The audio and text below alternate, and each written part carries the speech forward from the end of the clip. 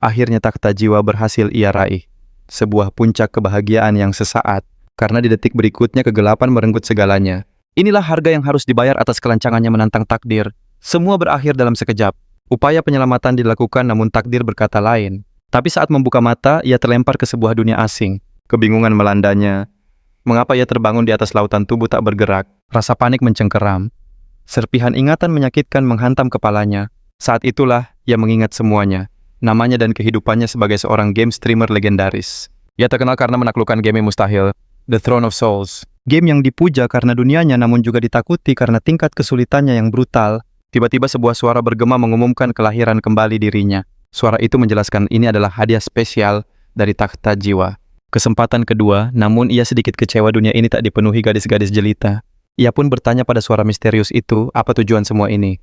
Tujuannya sederhana, jawab suara itu, dudukilah takhta itu sekali lagi. Imbalannya adalah tiket pulang ke dunianya. Tawaran yang menggiurkan, namun terdengar sangat berbahaya. Namun terungkap sebuah fakta mengejutkan, ia bisa mewarisi semua kemampuan dari karakter gamenya. Hatinya bergetar. Sebagai penggemar berat ini adalah mimpi yang menjadi nyata. Sistem memberinya pilihan lain menjadi rakyat biasa. Sebuah jebakan yang ia sadari sepenuhnya. Sambil tersenyum licik, ia memastikan tak ada penalti jika memilih jalan sang raja. Tanpa keraguan sedikit pun, ia menerima tantangan takdir itu. Kontrak pun terjalin, permainan baru telah dimulai. Seketika ia melihat sosok-sosok tergantung di langit-langit gua. Salah satunya adalah penyihir elf, sang penjaga kerajaan. Ia masih tak percaya bisa kembali hidup. Sang putri ternyata butuh pertolongan. Namun mereka ragu untuk meminta bantuan pada sosok lemah sepertinya. Keputusasaan jelas terpancar dari wajah sang putri Mina dan para penjaganya. Ia terkejut. Ini bukanlah NPC yang seharusnya ia temui di awal permainan. Jalan rakyat biasa jelas sebuah akhir yang instan. Tempat ini adalah gua tangisan zona berbahaya, bukan desa pemula. Seharusnya ia muncul di desa Anka, lalu lanjut ke hutan terbakar. Baru setelah itu, skenario gua tangisan akan terbuka. Urutannya benar-benar kacau. Tak ada waktu untuk berpikir, ia harus segera menyusun rencana pelarian. Ia segera membuka sistem dan mengaktifkan pemilihan profesi awal. Ada warrior si petarung garis depan. Ada mage sang perapal sihir dari kejauhan. Assassin yang lincah dan elemental yang mengendalikan kekuatan alam. Dan terakhir Ochaus, profesi aneh yang hanya bersenjatakan tongkat kayu. Tanpa diduga, ia memilih profesi yang paling diremehkan itu. Sistem pun dibuat kebingungan. Ini satu-satunya jalan untuk bisa berganti peran tanpa batas, jelasnya. Dengan profesi ini semua pencapaian bisa diraih. Sistem pun memberinya misi utama bertahan dan kabur dari gua. Ia tak membuang waktu. Misinya harus selesai secepat mungkin. Para penjaga yang tergantung memohon untuk dibebaskan. Ia hanya menatap mereka dalam diam. Ia tahu betul apa yang akan terjadi jika ia melepaskan ikatan itu. Mereka memang akan bebas, tapi hanya untuk menghadapi nasib yang jauh lebih mengerikan. Mereka semua akan terkejut oleh kekuatan monster penjaga dungeon ini, Bloodik Monster Boss level 30. Binatang buas itu akan menghabisi mereka semua dalam sekejap mata. Itulah akhir jika ia memilih jalan yang mudah. Tapi ia tahu ada cara lain, cara untuk menaklukkan dungeon ini sendirian. Ia pun berbalik melangkah menjauh meninggalkan mereka yang mulai meneriakinya dengan putus asa. Dengan tatapan misterius, ia hanya berkata, kalau mereka akan segera paham maksudnya. Sesaat kemudian, monster wabah level 5 muncul di hadapannya. Makhluk buas itu menggeram menerjangnya tanpa berpikir. Ia mengayunkan gada berdurinya dengan ganas. Namun sang bayi dengan gesit merunduk menghindari serangan brutal itu. Ia lalu berguling ke depan sekali lagi lolos dari cengkeraman monster wabah. Harry menganggapnya sekadar beruntung, tapi Gray melihat pergerakan yang sangat presisi. Sang bayi tersenyum tipis, insting bertarungnya ternyata masih tajam. Frustrasi monster itu nekat melempar dinamit. Ledakan dahsyat mengguncang gua, diiringi tawa jahat sang monster. Tapi, dari badai api, ia muncul tanpa segores luka siap untuk berburu. Sebagai pembuka, ia menghantamkan tongkatnya tepat ke rahang monster itu. Pertarungan berlangsung cepat. Monster, yang sudah babak belur itu, mengamuk dan menyerbu dengan membabi buta. Namun sebuah ayunan penuh dari tongkat kayu sang bayi, memutar kepalanya hingga patah. Para pengawal kerajaan yang terikat, hanya bisa melongo tak percaya melihat kemampuannya. Sang bayi berhenti sejenak, menyadari betapa lemah tubuhnya saat ini. Sistem pun mengumumkan hadiah karena berhasil mengalahkan monster wabah. Melihat panel statusnya, ia hanya bisa menghela napas, melihat betapa menyedihkannya statistik itu. Saat ia bangkit, para pengawal memohon untuk dilepaskan, tapi tiba-tiba Putri Mina angkat bicara meminta mereka untuk tidak mengganggunya. Sang putri menunjukkan rasa hormat atas keberaniannya dan berpesan agar ia berhati-hati. Namun sang bayi punya rencananya sendiri. Harry menganggap sikap itu sebagai penghinaan, tapi Mina menyuruhnya untuk fokus mencari jalan keluar. Sang bayi tahu mereka pasti bisa kabur.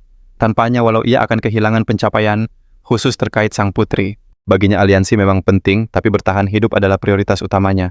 Ia sudah hafal hafal setiap sudut tersembunyi di Gua Tangisan ini dari pengalamannya bermain. Salah satunya adalah menyelamatkan karakter kunci. Itulah alasannya ia memutuskan untuk bergerak seorang diri.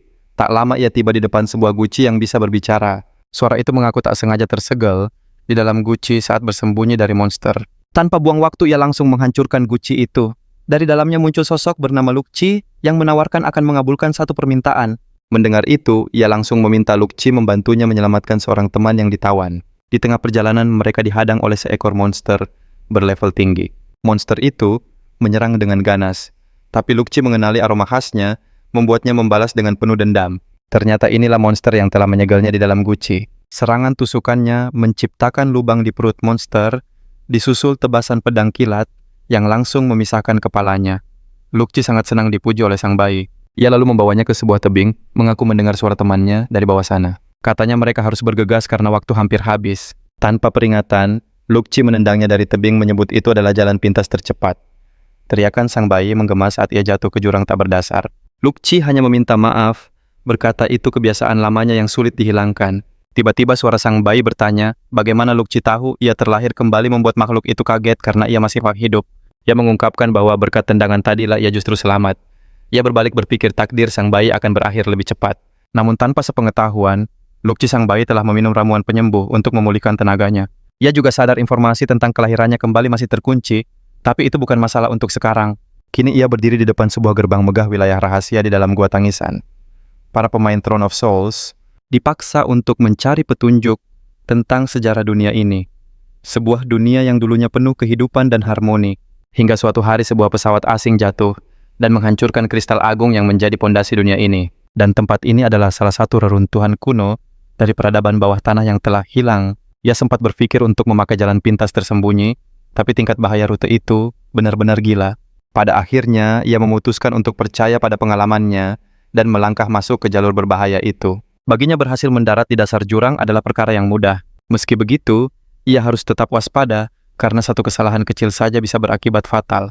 Dan benar saja, entah bagaimana ia salah langkah dan terpeleset, dengan cepat ia menggerakkan tubuhnya untuk menyeimbangkan diri agar tidak jatuh. Ia menghela napas lega nyaris saja, namun tepat saat ia mulai lengah sesosok bayangan tiba-tiba muncul di hadapannya.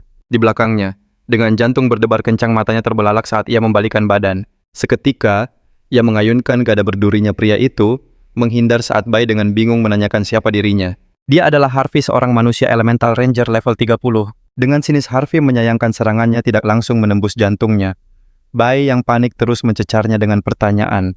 Tiba-tiba ia teringat ia pernah tak bernyawa sebelumnya. Mungkinkah pria ini juga seorang reinkarnator? Harvey membenarkannya, lalu mengejek Bai yang terlahir kembali sebagai level 1. Baginya karakter figuran seperti Bai bahkan tak pantas dihabisi. Dalam sekejap sebuah luka serius telah menggores tubuhnya. Sambil menahan perih, ia tak mengerti mengapa sesama reinkarnator justru melukainya. Harvey mencibir kebodohannya mengatakan, musuh terbesar mereka adalah sesama reinkarnator. Bai mengacungkan gadanya menolak percaya kenyataan pahit itu. Dengan mudah, Harvey menghancurkan senjatanya. Namun ia memutuskan untuk tidak mengakhiri hidup Bai. Harvey lalu melesat pergi menyerahkan takdir Bai pada nasib. Dengan napas terengah, Bai bertanya pada sistem tentang apa yang baru saja terjadi. Sistem menjelaskan menaklukkan sesama regresor akan memberikan pengalaman dan poin Blood Soul. Dijelaskan pula bahwa para regresor terlahir kembali secara acak sebagai spesies yang berbeda. Setiap regresor memulai dengan informasi unik. Namun saat Bai terjatuh, semua itu terasa tak ada artinya. Namun ia menolak untuk menyerah, tangannya menggapai sebuah pijakan menahan tubuhnya yang jatuh. Rasa perih dari lukanya begitu menyiksa, tapi ia menolak untuk melepaskan genggamannya. Ini adalah kesempatan kedua yang langka, ia takkan menyia-nyiakannya. Sekuat tenaga ia harus bertahan dan menarik dirinya ke atas. Kemudian ia melepaskan diri, membiarkan tubuhnya memantul dari pijakan ke pijakan hingga mendarat dengan selamat. Ia tertawa lega akhirnya berhasil sampai di dasar. Tinggal selangkah lagi untuk keluar. Namun sebuah aroma yang tak asing tiba-tiba tercium di udara. Di hadapannya berdiri seekor Wiggly Fusion Beast yang siap menerkam. Saat B perlahan mencoba mundur, makhluk itu membelah diri menjadi monster-monster kecil yang tak terhitung jumlahnya. Terkepung, Bai pun mengaktifkan wujud keduanya. Transformasinya terasa terlalu cepat. Bai curiga semua ini memang sudah direncanakan. Ia yakin Harvey sengaja memancing para monster untuk menjebaknya. Dalam kondisi ini hanya ada satu akhir yang menantinya. Monster-monster itu memekik dan mulai menyerbu ke arahnya. Tapi, Bai bukanlah orang yang mudah menyerah. Monster-monster itu memekik dan mulai menyerbu ke arahnya. Tapi Bai bukanlah orang yang mudah menyerah. Sungai ini memiliki sifat korosif yang mampu melarutkan makhluk hidup apapun. Namun itu semua tak ada apa-apanya dibandingkan tekadnya yang membara untuk bertahan hidup. Pakaiannya hanya memberi sedikit perlindungan, tapi asam ini jelas berbahaya bagi para monster. Ia terus merangkak sementara para monster ragu-ragu. Sambil menahan sakit, ia terus merangkak dengan tatapan penuh tekad. Ia teringat kehidupannya yang sulit di masa lalu. Ia pernah bekerja sebagai pencuci piring di sebuah restoran tempat ia selalu menerima perlakuan buruk. Meski sulit menyeimbangkan belajar dan bekerja, ia tak pernah menyerah. Namun dunianya seakan runtuh saat sang ibu divonis penyakit parah. Ia juga pernah bekerja paruh waktu sebagai pengantar makanan, di mana ia lagi-lagi diperlakukan dengan tidak baik. Dan tepat saat karirnya sebagai streamer game mulai menanjak, takdir berkata lain. Awalnya ia tak peduli dengan akhir hidupnya, namun akhir yang menyedihkan seperti ini tidak bisa ia terima. Perlahan ia bangkit muak dengan takdir yang mempermainkannya. Ia pun mengangkat kaki dan melesat maju. Ia tak peduli monster yang mengikutinya mulai menggerogoti tubuhnya. Dengan sisa tenaga, ia berhasil keluar dari gua. Sistem mengumumkan hadiahnya para monster masih menempel saat tiba-tiba energi hijau yang dahsyat meledak dari bawah. Akhirnya ia menggunakan Holy Blood Essence untuk memulihkan diri dan meningkatkan status poinnya. Ia juga mengenakan set Zirah Bloodthirsty Shadow Hidden Assassin dengan Scarlet Killing Blade sebagai senjata utamanya. Badai energi yang tajam dan dahsyat meledak dari tubuhnya. Saat asap menghilang, penampilan barunya terlihat menantang di udara. Inilah sosok sang raja reinkarnator. Sisa monster memekik dan kembali menyerbunya. Tanpa ragu ia melesat maju dan melepaskan rentetan serangan mematikan. Dalam sekejap mata ia berhasil menebas mereka semua. Monster yang tersisa gemetar ketakutan. Mereka mulai menyatukan diri bergabung menjadi satu entitas raksasa model. Monster itu membuka rahangnya siap menelan Bai dalam sekejap. Tapi Bai sigap memanggil belati kembarnya Scarlet Killing Blades. Inilah hadiah misi yang sudah lama dinantikannya. Ia mengaktifkan api Scarlet. Sebuah lingkaran api dahsyat pun muncul. Dengan cepat ia melesat maju untuk mengakhiri pertarungan. Jejak api membuntuti langkahnya saat ia menyerang. Dengan gesit ia langsung merunduk, menghindari serangan monster itu. Bilanya langsung menancap dan merobek tubuh sang monster. Setiap tebasan belatinya menimbulkan rasa sakit yang luar biasa. Lalu ia mengeluarkan jurus Scarlet Burn Luka di tubuh monster itu, meledak memunculkan duri-duri merah. Setiap tebasan belatiknya menimbulkan rasa sakit yang luar biasa. Formasi pembunuh bayangan diaktifkan, klon-klonnya mengepung musuh.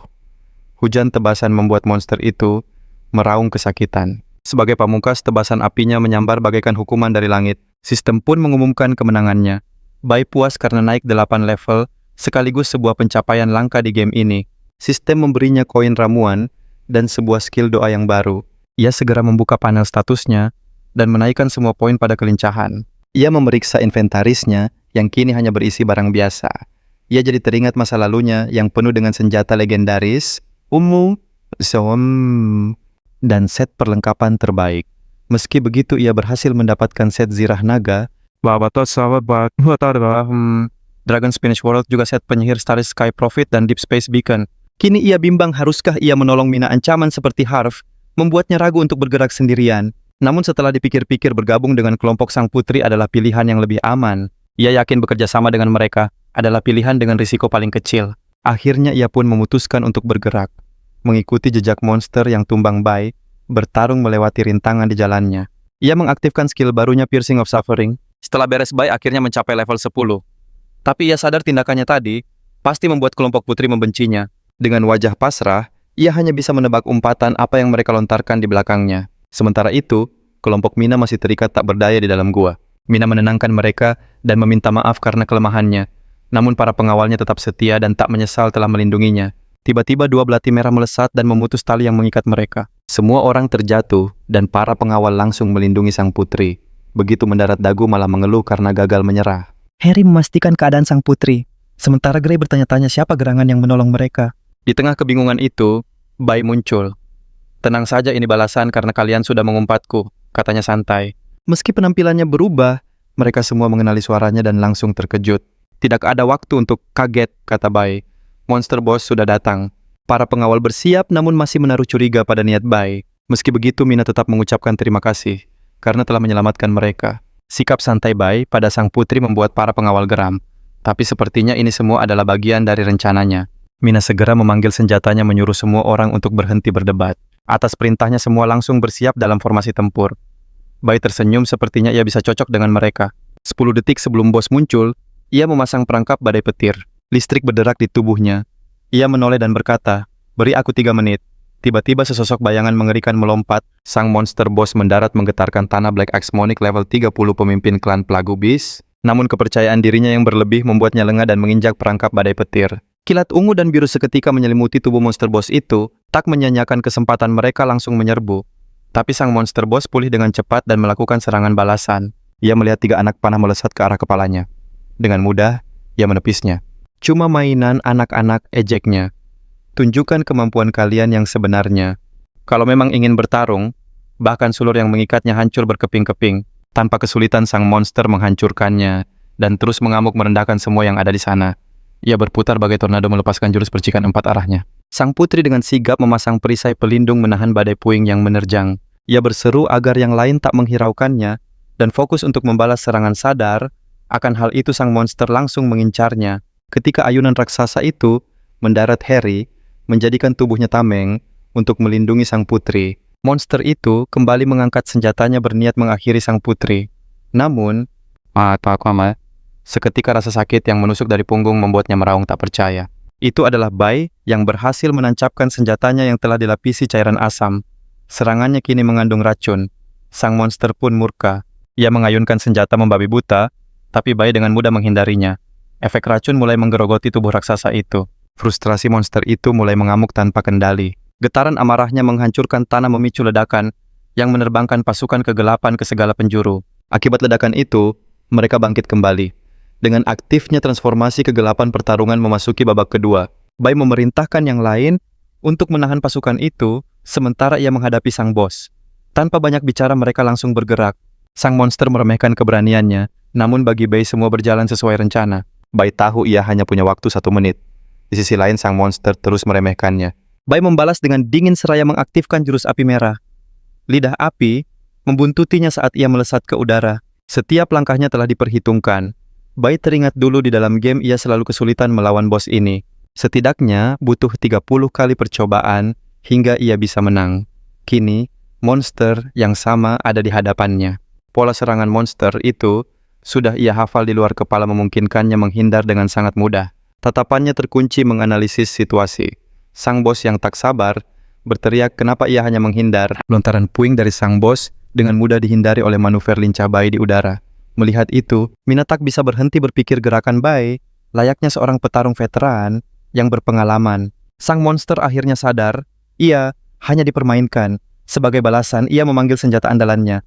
Pertarungan memasuki babak ketiga. Sang bos melepaskan tarian amukannya, membuat Bai tak punya ruang untuk menghindar. Bahkan dengan kecepatannya serangan babak ketiga ini, sulit dihindari sepenuhnya. Tapi semua masih dalam kendali. Karena inilah momen yang ia nantikan. Gray dan Harry menatapnya dengan khawatir. Sang monster mengangkat kapaknya siap melancarkan serangan akhir. Tapi serangannya sia-sia, karena yang ia hantam hanyalah klon bayangan. Monster itu terkejut tak menyangka Bai mampu berpindah tempat secepat itu. Saat perhatiannya teralihkan Bai, mendaratkan serangan telak dari belakang. Ia memanfaatkan kelemahan terbesar di babak ketiga ini. Monster itu meraung kesakitan tak terima diserang dari belakang lagi. Para prajurit kerajaan terpana melihat bos mereka terluka. Kemarahan membuat monster itu gelap, mata serangannya menjadi semakin membabi buta. Namun Bai tetap tenang, setiap serangannya tajam dan presisi. Gerakan kilatnya terus melukai tubuh raksasa itu dari segala arah. Sang bos tak pernah menyangka seorang manusia bisa membuatnya terdesak sampai sejauh ini. Meski marah, ia tak punya pilihan selain menggunakan benda pusaka langka miliknya. Ia mulai menyerap energi kegelapan untuk memulihkan diri. Bahkan Bai terkejut melihatnya. Kemampuan ini benar-benar di luar perhitungannya. Tapi sebuah segel emas melesat dan mengganggu proses itu. Itu adalah Mina yang memerintahkan semua untuk fokus menyerang sang bos. Murka karena rencananya digagalkan monster itu, kini mengalihkan targetnya pada Mina. Para prajurit tak bisa menolong karena terkepung. Untungnya Bai datang tepat waktu untuk melindungi Mina dari serangan. Melihat Bai menerima serangan itu, untuknya Mina merasa sangat bersalah dan meminta maaf. Tapi Bai menenangkannya, berkata, ini salahnya karena sempat lengah. Sang bos yang geram kembali fokus pada Bai jengkel dengan perlawanannya. Bai kembali memasang kuda-kuda siap untuk ronde terakhir. Sang monster pun meningkatkan kewaspadaannya. Ia merasakan aura kekuatan yang luar biasa terpancar dari Bai. Di balik wujudnya sang bos sebenarnya, Akam cukup cerdas untuk tahu kapan harus mundur. Saat ia melarikan diri, pasukan kegelapan pun runtuh. Para prajurit segera menghampiri Mina dan meminta maaf. Bai memutuskan untuk mengejar monster itu, namun Mina berusaha mencegahnya. Ia hanya berkata bahwa ia punya alasannya sendiri, lalu terus mengejarnya. Ia mengaktifkan formasi pembunuh bayangan dan langsung menyusul sang bos. Menurutnya bos ini tak boleh dibiarkan lolos, dan ia pun melepaskan serangan terakhirnya. Dengan dikalahkannya monster itu, semua orang mendapatkan poin pengalaman dan naik level. Dengan monster yang tumbang di kakinya Bai, langsung naik 2 level. Ia mendapatkan skill Tarian Amarah Merah, sebuah buku nekromansi, dan item mekanis penghisap energi. Putri Mina berterima kasih karena Bai telah melindunginya dari serangan tadi. Tapi pikiran Bai berkecamuk rencananya terusik oleh variabel baru. Tiba-tiba para pengawal kerajaan menghampiri dan memujinya. Bahkan Harry yang sinis pun meminta maaf mengakui kehebatan Bai sebagai pahlawan. Berkat kejadian ini, kepercayaan kubu sang putri padanya meroket tajam. Bai dengan rendah hati menepis pujian itu, lalu bertanya kenapa mereka tak cemas soal identitasnya sebagai seorang regresor. Mina menjelaskan posisi mereka juga sulit karena selalu diawasi publik. Bai terkejut saat tahu mereka juga dibantu regresor kuat lainnya. Bai pun berpura-pura sebagai pemula dan meminta informasi lebih lanjut untuk belajar dari mereka. Putri Mina mengajaknya untuk membahas semuanya sambil melanjutkan perjalanan. Mereka pun mulai melangkah keluar dari gua tangisan dengan kewaspadaan penuh. Mina menjelaskan regresor adalah mereka yang kembali dari ambang akhir dengan kekuatan istimewa. Awalnya dunia tak peduli sampai sebuah ramalan tentang kebangkitan mereka muncul. Menurut Mina regresor, yang menolongnya sangat berbeda dari para savage biasa. Bahkan, auranya terasa sangat mirip dengan aura yang dimiliki oleh Bai. Ia juga memperingatkan tentang jalan terjal di depan karena dunia membenci regresor. Sebagai tindakan pencegahan, Mina memberikannya sebuah hadiah. Bai langsung menerimanya. Saat melihatnya terungkap fakta mengejutkan belati ini adalah pemberian regresor itu pada Mina. Patron Seal, sebuah belati dengan daya serang tinggi yang bisa menyamarkan identitas penggunanya. Bai sangat terkejut, ia tak pernah tahu ada item seperti ini. Mina menjelaskan belati itu akan menyembunyikan status regresornya dan mengurangi berbagai ancaman yang tidak perlu. Para pengawal sempat mempertanyakan keputusan itu, namun Mina menepis keraguan mereka dengan tegas. Melihat kebaikan sang putri Bai, berpikir ia terlalu tulus dan lugu. Itulah sebabnya takdir tak memilihnya menjadi penguasa. Sebagai keturunan terakhir kerajaan Star Sign, Mina seharusnya hidup dalam kemuliaan, namun bencana besar melanda memicu kekacauan. Bencana ini menciptakan mutasi mengerikan dan membawa dunia ke ambang kehancuran. Demi melindungi dunia kerajaan Star Sign, menyatukan pasukan di bawah 8 Lord perkasa. Namun karena Lord kemalasan, wibawa kerajaan pun runtuh. Para Lord mendeklarasikan kemerdekaan, dan kini mereka menganggap Mina, sebagai ancaman besar. Tapi semakin ia ditekan, semakin kuat tekadnya untuk memulihkan kerajaannya. Lamunan Bai buyar saat Grey bertanya, apakah dia yang membereskan para monster di sepanjang jalan. Dagu lalu menunjuk ke depan. Cahaya dari pintu keluar sudah terlihat, sang putri langsung memimpin rombongan. Saat keluar, ia menikmati hangatnya mentari. Pemandangan spektakuler terhampar di luar gua tangisan. Mina merentangkan tangannya, merasakan kehangatan yang telah lama ia rindukan. Para pengawal pun bersorak gembira, akhirnya mereka bebas dari tempat mengerikan itu. Mina kembali berterima kasih pada Bai. Bai lalu bertanya rencana mereka selanjutnya. Sebenarnya ia sudah tahu, tapi ia ingin memastikan apakah ada yang berubah. Grey awalnya ragu untuk memberitahu, tapi Harry merasa tidak ada yang perlu ditutupi. Mina setuju walau sedikit malu. Akhirnya ia mengungkapkan bahwa kelompok tentara bayaran yang mereka sewa telah berkhianat. Mereka juga merampas kalung Starcore, bukti sah takhta milik Mina. Wajahnya dipenuhi penyesalan mendalam. Ia menyalahkan kenaifan dan kelemahannya. Tapi Harry membantah keras semua ini, salah mereka yang gagal melindungi sang putri. Grey dan Dagu setuju para pengkhianat itu memang sangat licik dan pandai menipu. Mina bersumpah akan menemukan mereka bahkan jika harus mengejar sampai ke ujung dunia. Namun sebuah kejutan datang dari Bai. Aku tahu di mana mereka berada. Rombongan itu tak percaya. Jangan bercanda, kata mereka. Sang putri sampai tak bisa berkata-kata. Bai menegaskan dengan tatapan serius, aku tidak pernah berbohong. Semuanya terperangah. Mereka tak menyangka masalah ini bisa selesai semudah ini berkat Bai. Sang putri kembali meminta maaf karena sempat ragu. Bai lalu memegang pundak Mina dan memintanya untuk percaya padanya. Mina merasa sangat lega, tapi Harry langsung memperingatkan Bai agar tidak terlalu dekat dengan sang putri. Grey pun segera menahan Harry. Saat mereka melanjutkan perjalanan, mereka tiba di sebuah hutan yang terbakar. Di sana seekor kadal merah raksasa terlihat sedang mengejar seekor monster kecil yang tak berdaya. Di hutan belantara sang predator bisa menjadi mangsa dalam sekejap mata. Itulah hukum rimba yang tak terelakkan. Jauh di pedalaman, sekelompok tentara bayaran licik tengah berpesta. Namun pemimpin mereka, Hades, hanya terdiam, merenungkan langkah selanjutnya. Ternyata target mereka adalah kalung berharga milik Putri Mina. Hades pun teringat kembali pada sang putri dan pengkhianatan yang telah ia lakukan. Kilas balik menunjukkan bagaimana Hades dengan kejam menyudutkan sang putri, memaksanya membuat pilihan yang mustahil. Antara menyerahkan kalung itu, atau keselamatan para pengawalnya, sebuah kenangan pahit yang membuat sang putri tak berdaya. Ia terjebak dalam situasi yang begitu sulit. Kini Hades punya rencana baru menyerbu desa terdekat. Sementara anak buahnya bersenang-senang, sang pemimpin telah menentukan tujuan berikutnya, menjual kalung legendaris itu ke kerajaan Hidom.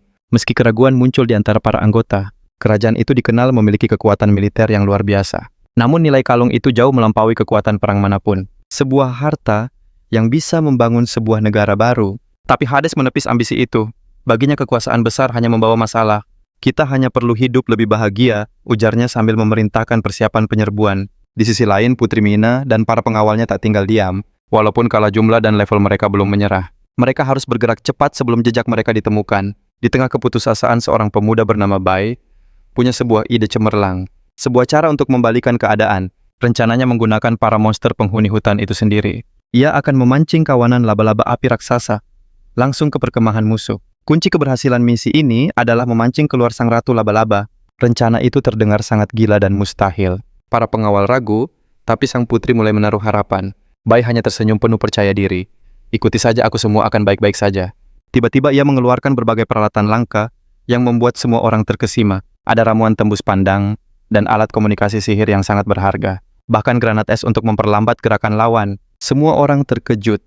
Dari mana ia mendapatkan semua benda legendaris ini? Bai hanya berkata itu tidak penting membuat sosoknya semakin misterius. Padahal artefak-artefak itu punya nilai yang tak terhingga. Benda-benda yang hanya bisa didapatkan di pasar gelap dengan harga selangit. Sang putri hanya bisa terdiam teringat usahanya yang gagal di tempat itu.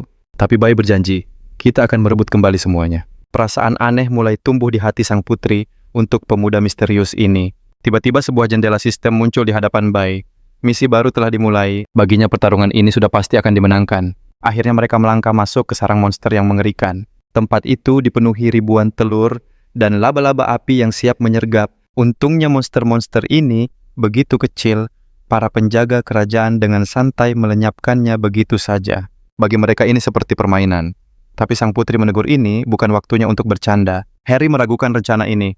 Namun Gray menegaskan tidak ada pilihan lain yang lebih baik. Tiba-tiba gerombolan laba-laba dewasa muncul. Harry akhirnya sadar perkataan Bai memang benar. Sang putri dan pengawalnya berlari memancing para laba-laba ke kamp tentara bayaran. Di sisi lain sang ratu laba-laba terusik. Bai berdiri tegar di hadapan monster itu tanpa rasa gentar sedikit pun. Ia percaya sang putri menjalankan bagiannya. Kini gilirannya beraksi. Sang monster terkejut melihat Bai dan langsung melancarkan serangan. Ratu laba-laba murka, kau cari masalah ha? Dengan tenang Bai justru bertanya, ingin tahu tujuanku? Ia menyeringai. Kalahkan aku dulu. Tanpa basa-basi Bai melesat menebas kakinya. Terkena serangan laba-laba itu, berubah wujud menjadi seorang wanita. Ia mencoba merayu Bai dengan tatapan menggoda. Tapi Bai tahu itu jebakan. Ia menolak ajakan itu dengan tebasan pedang yang mengarah ke kepalanya. Ratu laba-laba itu meledak dalam amarah, jaringnya menyebar ke segala arah diikuti semburan cairan asam yang berbahaya. Bai terus menghindar dengan gesit. Fokusnya hanya satu, memancing monster itu keluar dari sarangnya. Monster itu tiba-tiba lenyap. Ternyata ia sudah berada di langit-langit tepat di atas Bai. Dari atas sebuah jaring raksasa, meluncur turun siap memerangkap Bai di dalamnya. Bai berhasil lolos dan langsung berlari keluar. Sang ratu laba-laba mengejarnya mengira Bai sudah ketakutan. Namun ratu laba-laba itu cepat bosan. Ia berhenti mengejek Bai sebagai pejantan yang lemah. Bai membalas dengan sebuah pancingan. Ada 30 pejantan kuat di kamp kami. Mendengar itu, hasrat sang ratu laba-laba langsung terpancing. Umpan itu terlalu menggiurkan untuk dilewatkan. Sang ratu memerintahkan Bai untuk menunjukkan jalan. Bai pun tersenyum licik. Rencananya berhasil sempurna. Sementara pasukan laba-laba mengejar rombongan putri, para pengawal takjub dengan kecerdikan rencana Bai. Sang putri memberi perintah tegas. Berpencar sekarang, kuasai seluruh area camp. Dia mengingatkan, jangan sia-siakan item dari Bai. Kita harus bergerak sebagai satu kesatuan. Mereka berpencar memecah pasukan laba-laba. Di sisi lain, para tentara bayaran menemukan rekan mereka yang telah tiada. Hades sadar ini perbuatan manusia. Apakah orang asing atau jangan-jangan tim sang putri? Tiba-tiba seorang anak buahnya datang dengan napas terengah-engah. Kita diserang. Dia melaporkan melihat sang putri bersama gerombolan laba-laba Hades terperangah. Bagaimana mungkin mereka bisa lolos? Kembali di markas, para laba-laba mengamuk menghancurkan semua tenda yang mereka lewati. Jalan keluar tertutup para tentara bayaran, menemui ajalnya dalam keputusasaan. Monster-monster itu melahap mereka tanpa ampun. Maxel Kura dan Yuri masih berjuang mati-matian tidak menyadari serbuan laba-laba yang datang. Saat Hades tiba secercah, harapan muncul. Mereka memintanya untuk memimpin serangan balasan, namun Hades justru berteriak. Lari serbuan ini adalah sebuah jebakan yang disengaja. Yuri bertanya nasib rekan-rekan mereka, tapi Hades tak peduli, yang penting hanya nyawanya sendiri. Mengagumi ketegasannya, mereka bertiga mengikuti Hades ke gudang harta. Sayang mereka terlambat. Ratu laba-laba sudah menanti di sana. Di depan mata mereka seluruh harta yang mereka kumpulkan hancur lebur oleh amukan monster itu. Sementara itu, sang ratu laba-laba tersenyum puas. Ia menemukan banyak pejantan baru untuknya. Jaringnya melesat menangkap semua tentara bayaran. Semburan asam menghujani mereka, dan hanya Hades yang berhasil menghindar. Sambil menghindar, sang ratu berkata, "Bocah itu memberitahuku semua tentangmu." Hades terkejut. Siapa dalang di balik semua ini? Tiba-tiba sebuah tangan mencengkeram kakinya dari belakang. Ternyata Yuri. Ia memohon bantuan. "Aku tidak mau berakhir di sini." Hades pun menariknya berdiri. Yuri berterima kasih karena tidak ditinggalkan, tapi itu hanya sesaat. Ia hanya bisa menjerit saat Hades melemparkannya ke arah monster. Hades menggunakan Yuri sebagai umpan untuk melarikan diri. Baginya itu satu-satunya cara. Hades mengorbankan semua anak buahnya demi keselamatannya sendiri. Setelah berlari cukup jauh, amarahnya memuncak. Tapi ia berpikir tak apa kehilangan tim. Selama kalung berharga itu masih di tangannya. Namun di tengah jalan ia melihat sang putri berdiri. Itu benar-benar mina batinnya. Bagaimana dia bisa lolos dari semua ini? Tanpa ragu ia langsung menebaskan pedangnya. Namun ia terkejut. Ternyata yang ditebas hanyalah ilusi dari artefak tingkat tinggi. Tiba-tiba sesosok bayangan muncul di belakangnya, mengarahkan belati ke lehernya. Hades dengan sigap membalas dan bertanya siapa lawannya. Amarahnya meledak saat tahu. Semua ini direncanakan hanya demi sebuah kalung. Ia meremehkan lawannya karena level rendah, menganggap semua rencananya sia-sia. Hades pun maju untuk pertarungan jarak dekat. Anak itu dengan mudah menghindari serangannya, bermanuver lincah di udara. Melihat gerakannya, ia ragu apa lawannya benar-benar level 10. Anak itu lalu mengejeknya menantang Hades untuk melihat siapa yang akan bertahan lebih lama. Hades menyeringai merasa lawannya telah menyia-nyiakan kesempatan untuk menyingkirkannya. Tapi anak itu sudah tahu serangan tadi tak akan berhasil. Meski kagum, Hades merasa lawannya terlalu percaya diri. Hades menciptakan cakar api dan langsung menerjang ke arah lawannya. Dengan gesit lawannya menghindar ke samping. Ia sadar skill assassin takkan mempan melawan elemental ranger. Hades terus menyerang, yakin duel ini sudah ditentukan sejak lawannya menunjukkan diri. Namun anak itu bertekad melampaui batasan kelas dengan pengalaman tempurnya. Ia pun melancarkan serangan balasan yang dahsyat. Hades tersenyum sinis mengatakan, pengalaman tak ada artinya di hadapan perbedaan level yang begitu jauh. Ia akhirnya memutuskan untuk mengakhiri semua ini dan melepaskan seluruh kekuatannya. Dengan lengan terselimuti bila energi Hades melesat, berharap serangan pamungkas ini akan mengakhiri segalanya. Tapi ia terbelalak kaget, hanya jubah lawannya yang sobek. Anak itu dengan yakin mengklaim punya cara untuk menjatuhkannya. Hades murka mendengar gagasan bahwa ia akan dikalahkan oleh seorang bocah. Anak itu mengungkap rencananya untuk menang dengan cara tak terduga. Ia menggunakan skill spesial untuk meningkatkan level kemampuannya. Selagi efeknya aktif, ia mengeluarkan formasi pembunuh bayangan. Hades tak gentar dan tetap maju dengan percaya diri. Kedua tinju mereka beradu menciptakan ledakan dahsyat dan gelombang kejut yang kuat. Anak itu melanjutkan dengan 2 serangan silang. Bentuk pertahanan Hades hancur, membuatnya sadar bahwa serangan itu bukanlah ilusi. Merasakan perbedaan kekuatan yang luar biasa, ia memutuskan untuk segera kabur. Namun lengan bayangan menangkapnya. Ia terkejut melihat lawannya punya begitu banyak item level tinggi dan terpana oleh kekuatannya. Kini ia tak berdaya, tertekan dan terhempas ke tanah. Anak itu menghampirinya mengingat ucapan Hades soal penyiksaan. Hades bingung, merasa tak punya salah, dan bertanya-tanya mengapa anak ini begitu berniat padanya. Anak itu menunjukkan kekuatan sejatinya, menyuruh Hades menyalahkan kecerdasannya sendiri. Hades pun menyerahkan kalung itu berharap nasibnya diampuni. Tapi anak itu menginginkan kalung sekaligus mengakhiri perannya. Lingkaran sihir merah muncul melepaskan badai tebasan tanpa henti. Dengan nasib di ujung tanduk, ia bertanya mengapa nyawanya masih disisakan. Anak itu mengambil kalung sambil mengungkap janjinya pada sang putri. Saat kalung diserahkan, ia mendapat poin yang sangat besar. Putri Mina meminta waktu untuk bertanya sebelum bos muncul. Ia lalu menatap Hades dan menginterogasinya soal pengkhianatan. Hades menjawab bahwa satu-satunya penyesalannya adalah tidak menyingkirkan mereka semua dari awal. Ternyata, anak itu mempertaruhkan keberuntungan sang putri untuk menjaga Hades tetap hidup. Marah Harry, berniat mengakhirinya. Namun Hades tiba-tiba tersapu oleh jaring laba-laba raksasa monster itu, membungkusnya dengan erat. Berakhir di tangan monster, lebih baik daripadamu, menjadi kata-kata perpisahan Hades. Kini yang tersisa hanyalah bos laba-laba raksasa yang berhadapan dengan tim pahlawan kita. Setelah membersihkan area tatapan bos, laba-laba tertuju pada Bai. Ia menyuruh semua mundur, biar ia yang membereskannya. Sang putri dan pengawalnya bersikeras untuk membantu. Laba-laba itu berencana menyingkirkan putri dan menjadikan sisanya santapan. Saat laba-laba itu, maju sebuah auman dahsyat menggema.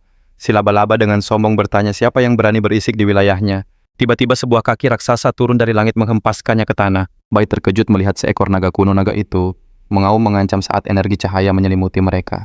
Kaki naga itu terus menekan si laba-laba yang meronta. Sang putri dan pengawalnya hanya bisa membeku ketakutan. Antara lari atau melawan Bai, menyuruh mereka jangan bergerak sambil memikirkan jalan keluar terbaik. Si laba-laba marah karena wilayahnya dimasuki penyusup. Setelah bebas dari pijakan naga, ia mencoba menyerang balik. Namun sang naga dengan mudah melahap laba-laba itu dalam satu gigitan dan menghancurkannya dengan gigi tajamnya. Model. Di tengah pertarungan antar spesies, Bai bergegas mengingat informasi kuno tentang naga. Makhluk agung itu menatapnya saat Bai mengingat nama dan takdirnya di dunia jiwa. Naga salah satu kekuatan terkuat dalam permainan. Namun mereka sirna setelah perang bintang pertama. Sang naga bersiap menyerang sementara kelompok itu memasang kuda-kuda. Bai mengangkat tangannya mencoba menghentikan makhluk legendaris itu. Kita bukan musuh, ucapnya. Sang naga menatapnya bingung lalu perlahan menutup rahangnya saat api di mulutnya padam. Sang putri dan pengawalnya terperangah menyaksikan Bai menggunakan bahasa naga kuno. Naga itu mengaum mempertanyakan haknya menggunakan bahasa mereka. Namun Bai berdiri kokoh mengandalkan kemampuannya. Bisikan naga untuk berbicara dengan Jen. Dengan penuh hormat Bai berlutut di hadapan naga agung itu, menunjukkan rasa takzimnya. Jun menggeram marah. Bagaimana kau tahu identitasku? Manusia lemah sepertimu takkan bisa menipuku. Mata Bai tertuju pada luka di tubuh sang naga. Sebelum naga itu sempat menyerang, ia segera memotongnya. Bai menyatakan bahwa ia mengabdi pada keturunan terakhir kerajaan Starsign sang putri. Meski diliputi rasa takut, sang putri berdiri tegak menaruh seluruh kepercayaannya pada Bai. Saat Bai menyebut perjanjian untuk melindungi keluarga kerajaan Jin, menyangkal perjanjian itu musnah bersamaan dengan runtuhnya kerajaan. Naga itu menghentakkan kakinya membuat tanah di sekitar mereka retak. Ia mengaum marah memberikan kesempatan terakhir bagi Bai untuk membuktikan ucapannya. Bai mengeluarkan kalung sang putri dan menunjukkannya pada naga menjelaskan tentang aura stellar yang hanya dimiliki oleh garis keturunan murni. Namun sang naga tak peduli dan terus mengumpulkan kekuatannya. Melihat itu Bai segera menarik sang putri. Keduanya menghindar dari serangan api yang dahsyat. Sang naga terus menyemburkan nafas apinya tanpa henti. Manusia biasa yang memegang benda itu harus lenyap. Iya, seandihu hasilnya, teriak Jun. Bai melindungi sang putri dan para pengawal sambil menghadapi amukan naga. Jun menyadari Bai menggunakan sebuah artefak pelindung. Kalian takkan selamat dari serangan berikutnya, ancamnya. Bai tahu mereka tak bisa bertahan lebih lama lagi. Sebuah rencana nekat terlintas di benaknya. Ia menatap sang putri memohon persetujuannya. Sang putri mengangguk. Dalam sekejap Bai membuat sang putri tak sadarkan diri. Melihat Bai meletakkan tangan pada sang putri, pengawalnya hendak marah. Tapi Bai memberi isyarat agar mereka merahasiakan apa yang akan terjadi. Ia mengangkat belatinya tinggi-tinggi mengarahkannya pada sang putri yang terbaring. Tanpa ragu belati itu menembus dada sang putri dengan presisi demi mendapatkan esensi bangsawan langsung dari sumber kehidupannya. Dengan tenang dan fokus, ia menarik kembali belatinya menyelesaikan proses ritual itu. Saat ia meneteskan esensi itu ke kalung sang naga, melepaskan serangan pamungkasnya. Waktumu habis. Semburan api itu menghancurkan semua yang dilewatinya. Tiba-tiba sesosok entitas berzirah emas muncul menghalangi serangan itu. Jen terbelalak kaget mengenali sosok yang sangat familiar. Raja pertama kerajaan bintang berdiri gagah di hadapannya. Dan bingung bukankah seharusnya sosok itu telah lama tiada. Mungkin ini hanya ilusi, pikirnya. Namun Bai menyeringai, kau akan tahu setelah kita bertarung. Jun yang merasa terhina kembali menyerang. Ia menggunakan nafas pamungkasnya menembakkan sinar api mahadahsyat ke arah sang raja. Ledakan hebat mengguncang seluruh hutan. Dengan nafas terengah Jan membual bahwa apinya mampu meluluhkan baja sekalipun. Namun ia terkesiap kaget saat menyadari bahwa sosok di hadapannya bukanlah sebuah ilusi. Sang raja berdiri tak tergoyahkan tatapannya, menembus tajam. Ia mengangkat kakinya bersiap untuk menginjak musuh bersisik itu. Dengan ini Bai membuktikan bahwa sang raja bukanlah khayalan saat ia melepaskan jurus pemusnahan. Eudan tak percaya raja pertama benar-benar bangkit kembali. Di tengah bentrokan mereka, sang naga masih bersikeras bahwa putri itu bukanlah keturunan Tilus yang asli. Ia menunjukkan niatnya untuk menyudahi sang putri. Namun Tilus menggunakan kemampuannya dan berhasil melumpuhkan Jen. Para pengawal hanya bisa terdiam terlalu syok dengan pemandangan di hadapan mereka. Bai menyadari celah pada Tilus dan ia harus segera mengakhiri ini. Jen mendongak mengenali gerakan khas milik Tilus. Pedang sang raja melesat ke arahnya Sementara sang naga hanya bisa membeku di tempat. Rasa takut menyelimutinya membawanya kembali ke pertemuan pertama mereka. Saat itu Tilus berdiri di hadapannya, mengajaknya menjadi mitra untuk melindungi dunia jiwa bersama. Meskipun ia menolak tawaran itu, ia ingat betul kekalahan pertamanya. Jen lebih memilih dilenyapkan daripada harus tunduk pada sang raja. Tilus mengangkat pedangnya yang berkilauan, seolah siap mengabulkan keinginannya. Jen gemetar ketakutan, namun Tilus justru menawarkan cara untuk bertahan hidup. Sang raja menghentikan serangannya. Aku akan memberimu tanding ulang saat kau sudah menjadi lebih kuat. Tak punya pilihan lain, ia pun menuruti perintah sang raja dan bersumpah melindungi kerajaan. Namun kemenangan Tilus tak bertahan lama. Ia kembali bebas setelah perang besar itu. Saat kesadarannya kembali, pedang api Tilus sudah menancap di tanah. Sebuah tebasan dahsyat membelah cakrawala. Di hadapan kekuatan Tilus yang luar biasa, Jun hanya bisa tertunduk pasrah. Jun membalas mengira ini hanyalah siasat sang putri. Namun penolakannya memicu reaksi aneh. Sebuah peti misterius tiba-tiba muncul. Dengan harga diri sebagai taruhannya, sang naga pun mengepakkan sayap melesat pergi. Para pengawal keheranan, kenapa kau biarkan dia lolos? Bai menjawab singkat, waktuku habis untuk menghentikannya. Sosok sang raja memudar, dan notifikasi sistem pun muncul. Meski levelnya naik, Dre merasa hadiah yang didapat sama sekali tidak sepadan. Harry yang penasaran tak bisa menahan diri. Bai, jelaskan apa yang sebenarnya terjadi. Dengan lembut Bai membaringkan sang putri sambil mulai menceritakan semua kejadian yang baru saja berlalu. Energi spiritualnya terkuras, butuh waktu untuk pulih. Tatapan Bai lalu beralih ke peti. Kita harus segera pergi dari hutan ini. Di mata para pengawal peti itu, tampak seperti harta karun yang tak ternilai. Tapi Bai curiga ini bisa jadi jebakan. Gray berusaha mengingatkan, namun Daigo sudah berkeras untuk membukanya sendiri. Mereka semua waspada, jangan-jangan ini adalah mimik monster licik yang memangsa para petualang yang lengah. Bai teringat pengalaman buruknya dengan monster itu.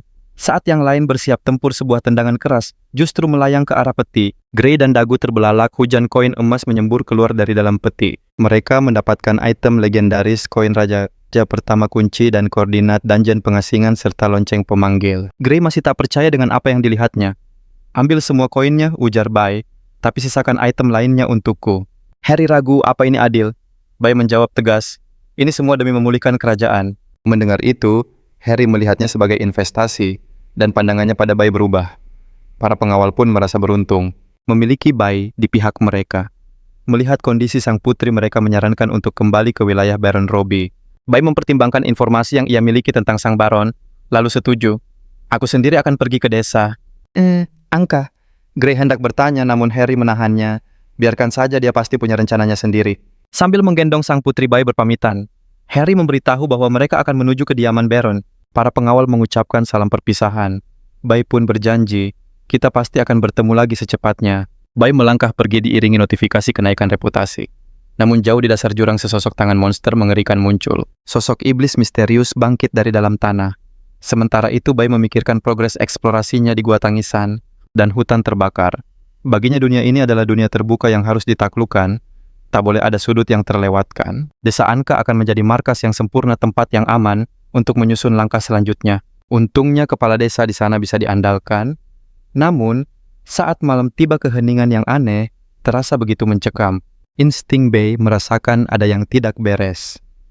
Benar saja, sebuah jeritan pilu memecah keheningan malam. Di bawah bulan merah yang menakutkan, Bai bergegas menuju desa. Ia melihat seseorang ditangkap oleh sekelompok orang berjubah misterius. Seorang anak laki-laki meronta putus asa.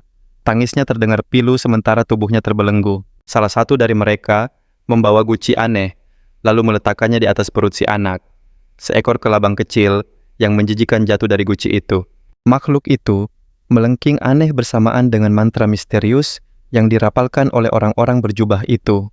Kelabang itu menembus masuk ke dalam perut si anak. Rasa sakit yang tak terbayangkan membuatnya menjerit histeris. Seketika sebuah belati melesat dan menancap tepat di makhluk itu. Para sosok berjubah itu terperanjat kaget. Apa yang kalian lakukan? Tanya Bai. Dengan panik mereka berteriak. Itu adalah ritual suci. Kau telah melakukan penistaan. Bai mengernyitkan dahi. Seingatnya tidak pernah ada kultus bernama Ibu Bintang Suci Serangga di dalam game. Salah satu dari mereka nekat menyerang. Dengan mudah, Bai menghindar dan melumpuhkannya. Saat topengnya dibuka, tampaklah sebuah tato kelabang. Seketika Bai sadar, Kindler ada di desa ini. Sang pemimpin mengeluarkan artefak serangga, mengubah rekannya menjadi monster. Bai mengenali artefak itu. Namun monster seperti ini bukanlah tandingannya. Sang pemimpin memerintah, habisi dia. Salah satu monster langsung menyemburkan neurotoksin berbahaya. Bai tahu racun itu sangat berbahaya. Tiba-tiba sebuah serangan dari belakang berhasil menancap di punggungnya. Sang pemimpin tertawa puas dan hendak pergi. Tapi tunggu, serangan itu hanya mengenai jubahnya. Bai sudah berada di atas mereka melancarkan sebuah tebasan mematikan. Dalam sekejap kedua monster itu lenyap tanpa sisa. Saat Bai menginterogasi orang terakhir yang tersisa, sosok itu justru melakukan perlawanan nekat. Tak ada lagi informasi yang bisa didapat. Bai mengakhiri perlawanannya dan mendapatkan item Prattling Mutated Insect Blood Model. Pikirannya berpacu mencoba menyatukan kepingan misteri desa ini dan niat Candler yang sebenarnya. Ia teringat relik itu berasal dari parasit alien misterius. Sebuah ingatan lain muncul. Serangga itu bisa menciptakan simbiosis mengerikan. Walaupun tahu ada kultus aneh misteri ini terlalu dalam, pandangannya lalu tertuju pada seorang bocah yang meringkuk dalam ketakutan. Dia ingat anak itu. Bocah yang selalu mengikutinya yang begitu mengaguminya hingga nekat melawan monster untuk membuktikan kekuatannya. Setelah ditenangkan, bocah itu mengungkap sebuah kebenaran pahit. Kepala desa mereka telah berubah menjadi monster. Rasa takut yang begitu besar membuatnya nekat melarikan diri ke alam liar. Namun menyadari ada orang terkasih yang tertinggal, ia berlari kembali. Mendengar ceritanya, amarah Bai pun tersulut. Bai tiba di gerbang desa. Kenangan hangat seketika sirna. Kini, jalanan terasa sunyi dan penuh aura mencekam. Dia berjanji tak akan membiarkan desa ini tenggelam lebih dalam. Di sisi lain, Dina berusaha menghancurkan sebuah gerendel. Tekadnya hanya satu, menyelamatkan semua orang. Namun suara dari balik pintu memintanya lari dan tak pernah kembali. Tapi Dina takkan meninggalkan mereka. Dia mengayunkan senjatanya sekuat tenaga. Tiba-tiba Bai datang dan menghentikannya. Bai memintanya untuk tenang dan mengikuti arahannya. Namun dalam kepanikan, Dina justru menghalangi pintu itu. Bai meyakinkan bahwa dia bukan musuh dan siap membantu. Saat ditanya, Dina mengungkap, mereka yang berubah ada di bawah desa. Membebaskan semua penduduk desa sekarang. Bai tahu itu bukanlah pilihan yang bijak. Dia pun menyusun rencana Dina akan menjadi umpan sementara Bai akan melacak markas utama musuh. Ibu Dina memohon agar Bai menyelamatkan putranya. Dengan tekad membebaskan keluarga, Dina pun menyetujui rencana Bai. Rencana pun dimulai. Jauh di bawah tanah-tanah, Dina tertangkap oleh sosok mengerikan yang bertanya, kenapa ia belum naik? Dina mencoba melawan, tapi serangannya ditahan oleh lengan kelabang milik dokter itu yang kemudian mengangkatnya.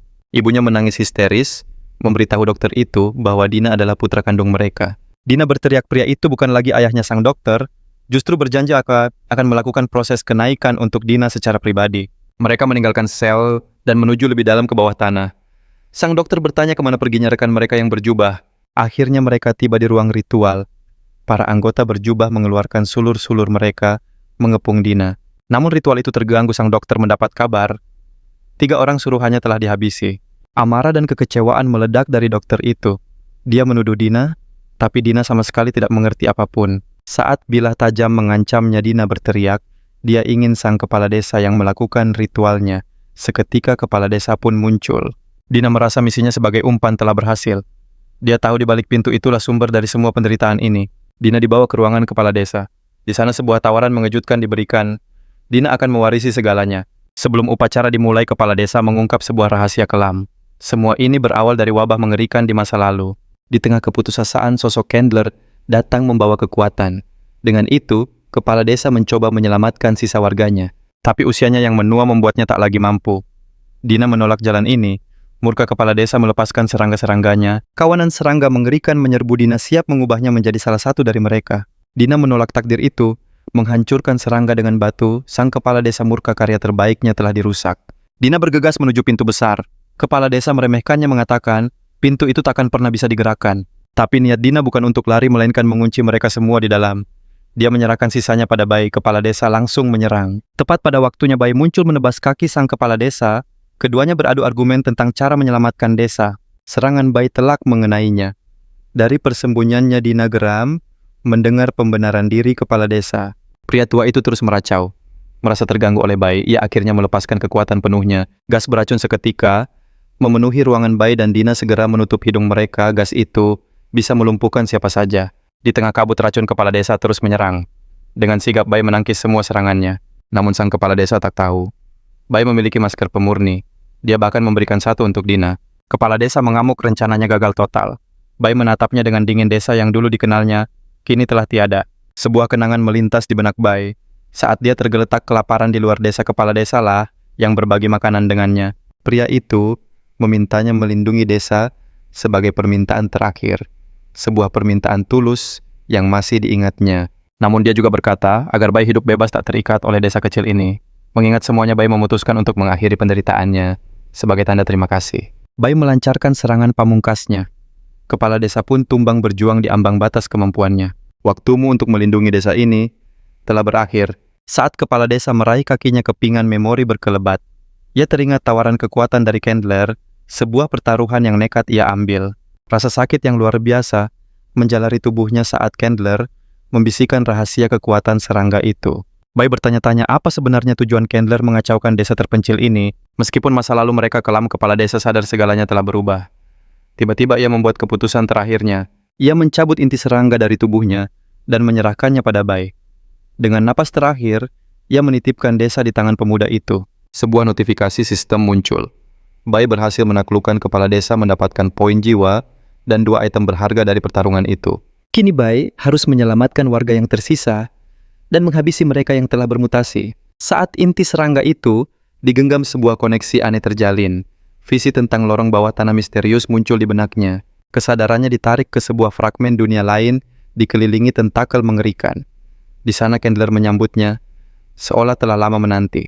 Undangan dari Candler begitu mengejutkan, tapi Bai masih harus menemukan di mana lokasi sebenarnya. Sementara itu, kabar gugurnya kepala desa sampai ke telinga dokter. Ia segera mengumpulkan pengikutnya saat getaran hebat mengguncang bangunan. Getaran itu menjadi pertanda buruk bagi seluruh desa. Tak lama sekelompok pembunuh dari gereja tiba di perbatasan. Para penduduk desa yang telah berubah wujud langsung menyerang, mencoba menghalau para penyusup. Sang pemimpin regu akhirnya paham. Alasan mengapa utusan gereja sebelumnya tak pernah kembali adalah karena mutasi mengerikan ini. Pasukan itu terdiri dari para ahli seorang Mage dan Gunner. Dengan mudah mereka menaklukkan penduduk desa yang terakhir. Kini ia makin penasaran rahasia besar apa yang disembunyikan desa ini dari pihak gereja. Bai akhirnya mengerti. Keluarga kepala desa ternyata adalah para pelindung dari salah satu fragmen dunia. Sayangnya Candler memanfaatkan ketidaktahuan mereka. Bai teringat betapa berharga dan kuatnya setiap kepingan fragmen itu. Mengetahui nilai fragmen itu, ia bertekad untuk mengambilnya dari desa tersembunyi ini. Demi menjadi sang penguasa, Dina menatap Bai penuh kekaguman dan berterima kasih karena telah menyelamatkan mereka. Namun amarahnya meledak saat Bai berkata, warga desa tak bisa diselamatkan. Bagaimanapun juga ayahnya tetaplah orang tuanya. Dari balik pintu dokter itu, terus berteriak menyalahkan Dina atas apa yang terjadi pada sang kepala desa. Kata-kata ayahnya menusuk hati Dina. Ia pun sadar harapannya untuk menyelamatkan sang ayah hanyalah sebuah ilusi. Dina memohon pada Bai untuk memberikan pukulan terakhir pada ayahnya. Bai terkejut pemikiran Dina begitu nyata. Tidak seperti NPC biasa. Pintu terbuka dan kelompok dokter itu mengepung mereka. Sang dokter kini menyandera istrinya sendiri. Dina berteriak mengingatkan itu adalah istrinya. Tapi sang dokter tertawa berkata bahwa kekuatan telah menghapus semua perasaannya. Ia menawarkan sebuah pertukaran nyawa istrinya untuk kunci yang dipegang oleh Bai. Demi ibu Dina, Bai menyetujui tawaran itu. Sang dokter bersorak gembira akhirnya mendapatkan kunci yang selama ini ia incar. Sambil tertawa licik, ia mengaku tak punya niat sedikit pun untuk menepati janjinya. Ia memerintahkan anak buahnya untuk menyerang. Tapi Bai dengan tenang berkata, ia bisa merebut kunci itu kembali kapan saja. Seketika jurus piercing pain melesat menembus para monster. Dokter itu terperangah melihat kekuatan Bai yang sesungguhnya. Ia panik dan memerintahkan semua pasukannya maju, namun sesosok penjaga desa tiba-tiba muncul di hadapannya. Sang penjaga memperingatkan kedatangan para pembunuh. Sebuah bilah tajam menyerang, namun dokter itu berhasil menahannya dengan lengannya yang mengeras. Ternyata mereka adalah Sister Rose, para pembunuh elite wanita yang dikirim oleh gereja. Perintah mereka jelas, tak boleh ada satu orang pun yang dibiarkan hidup. Namun Leona sang pemimpin merasakan sesuatu yang aneh. Dalam sekejap ia menebas lengan dokter itu sambil menatap tajam ke arah Bai. Leona yakin pemuda ini adalah kunci dari semua rahasia. Bai merasa situasi semakin rumit. Mendapatkan fragmen dunia itu ternyata takkan semudah yang ia bayangkan. Bai teringat Sister Rose adalah kekuatan tempur terkuat dari gereja Crimson, para wanita terpilih yang telah melewati ujian berat. Ia tahu betul di balik kecantikan mereka tersembunyi latihan yang sangat brutal dan tanpa ampun. Melawan 5 dari mereka sekaligus Bai merasa tak punya harapan. Leona bisa merasakan ketakutan yang terpancar darinya. Bai mencoba bersikap tenang memuji kehebatan mereka dan berterima kasih karena telah menyelamatkan desa. Leona tersenyum tipis, lalu mengoreksinya. Misi mereka bukanlah untuk menyelamatkan, melainkan menghancurkan desa ini. Dina berteriak marah mendengar niat kejam gereja, tapi Leona tak peduli dan langsung melancarkan serangan ke arahnya. Bai segera menangkis serangan itu dan memintanya berhenti. Awalnya Leona ingin menjadikan Bai yang terakhir, tapi kini ia berubah pikiran. Tunggu, Bai menegaskan kalau ini semua salah paham. Ia tak punya niat melawan gereja. Leona hanya tertawa menyebut gereja sebagai organisasi misterius. Tiba-tiba Bai merapal mantra berbentuk mawar. Sister Rose terkejut. Bagaimana kau tahu doktrin rahasia kami? Serangan pun dilancarkan padanya. Namun Bai hanya bertahan merapalkan sihir mawar raksasa yang mekar dari tanah. Para sister langsung terdiam dan berlutut. Mereka tak percaya dengan apa yang mereka lihat. Bai teringat ia telah menyelesaikan semua misi rahasia gereja. Dengan berat hati, ia mengungkap statusnya yang membuatnya bisa ikut campur dalam keputusan gereja. Akhirnya Leona setuju untuk menyelamatkan penduduk desa. Di saat itu, si Dokter Licik mencoba melarikan diri. Leona segera bergerak untuk menghentikannya selamanya, tapi Bai lagi-lagi menahan serangan itu, membiarkan dokter lolos. "Kenapa kau ikut campur?" tanya Leona. Bai hanya menjawab ia punya alasan tersendiri. Leona tak terima. Ia memutuskan untuk menyingkirkan Bai saat itu juga. Bai pun menghilang mengikuti jejak si dokter. Leona memerintahkan anak buahnya untuk ikut mengejar. Rupanya Leona berniat menjadikan kepala Bai sebagai tiket promosi. Sadar sihir tembus pandangnya tak sempurna, Bai merasa terdesak. Tak ada pilihan lain, ia harus membuka kartu asnya. Sebuah kartu emas muncul menampilkan informasi sistem. Bai mendapatkan skill peradaban kuno dan peran baru sebagai seorang guide. Dengan kekuatan ini, ia bisa membangun kembali desa. Tapi kekuatan bertarungnya masih jadi pertanyaan. Bai berhenti sejenak menyadari pertarungan sesungguhnya akan segera dimulai. Jauh di bawah desa si dokter mencapai markas rahasianya. Ia memohon kekuatan pada sang Holy Father. Permintaannya dikabulkan.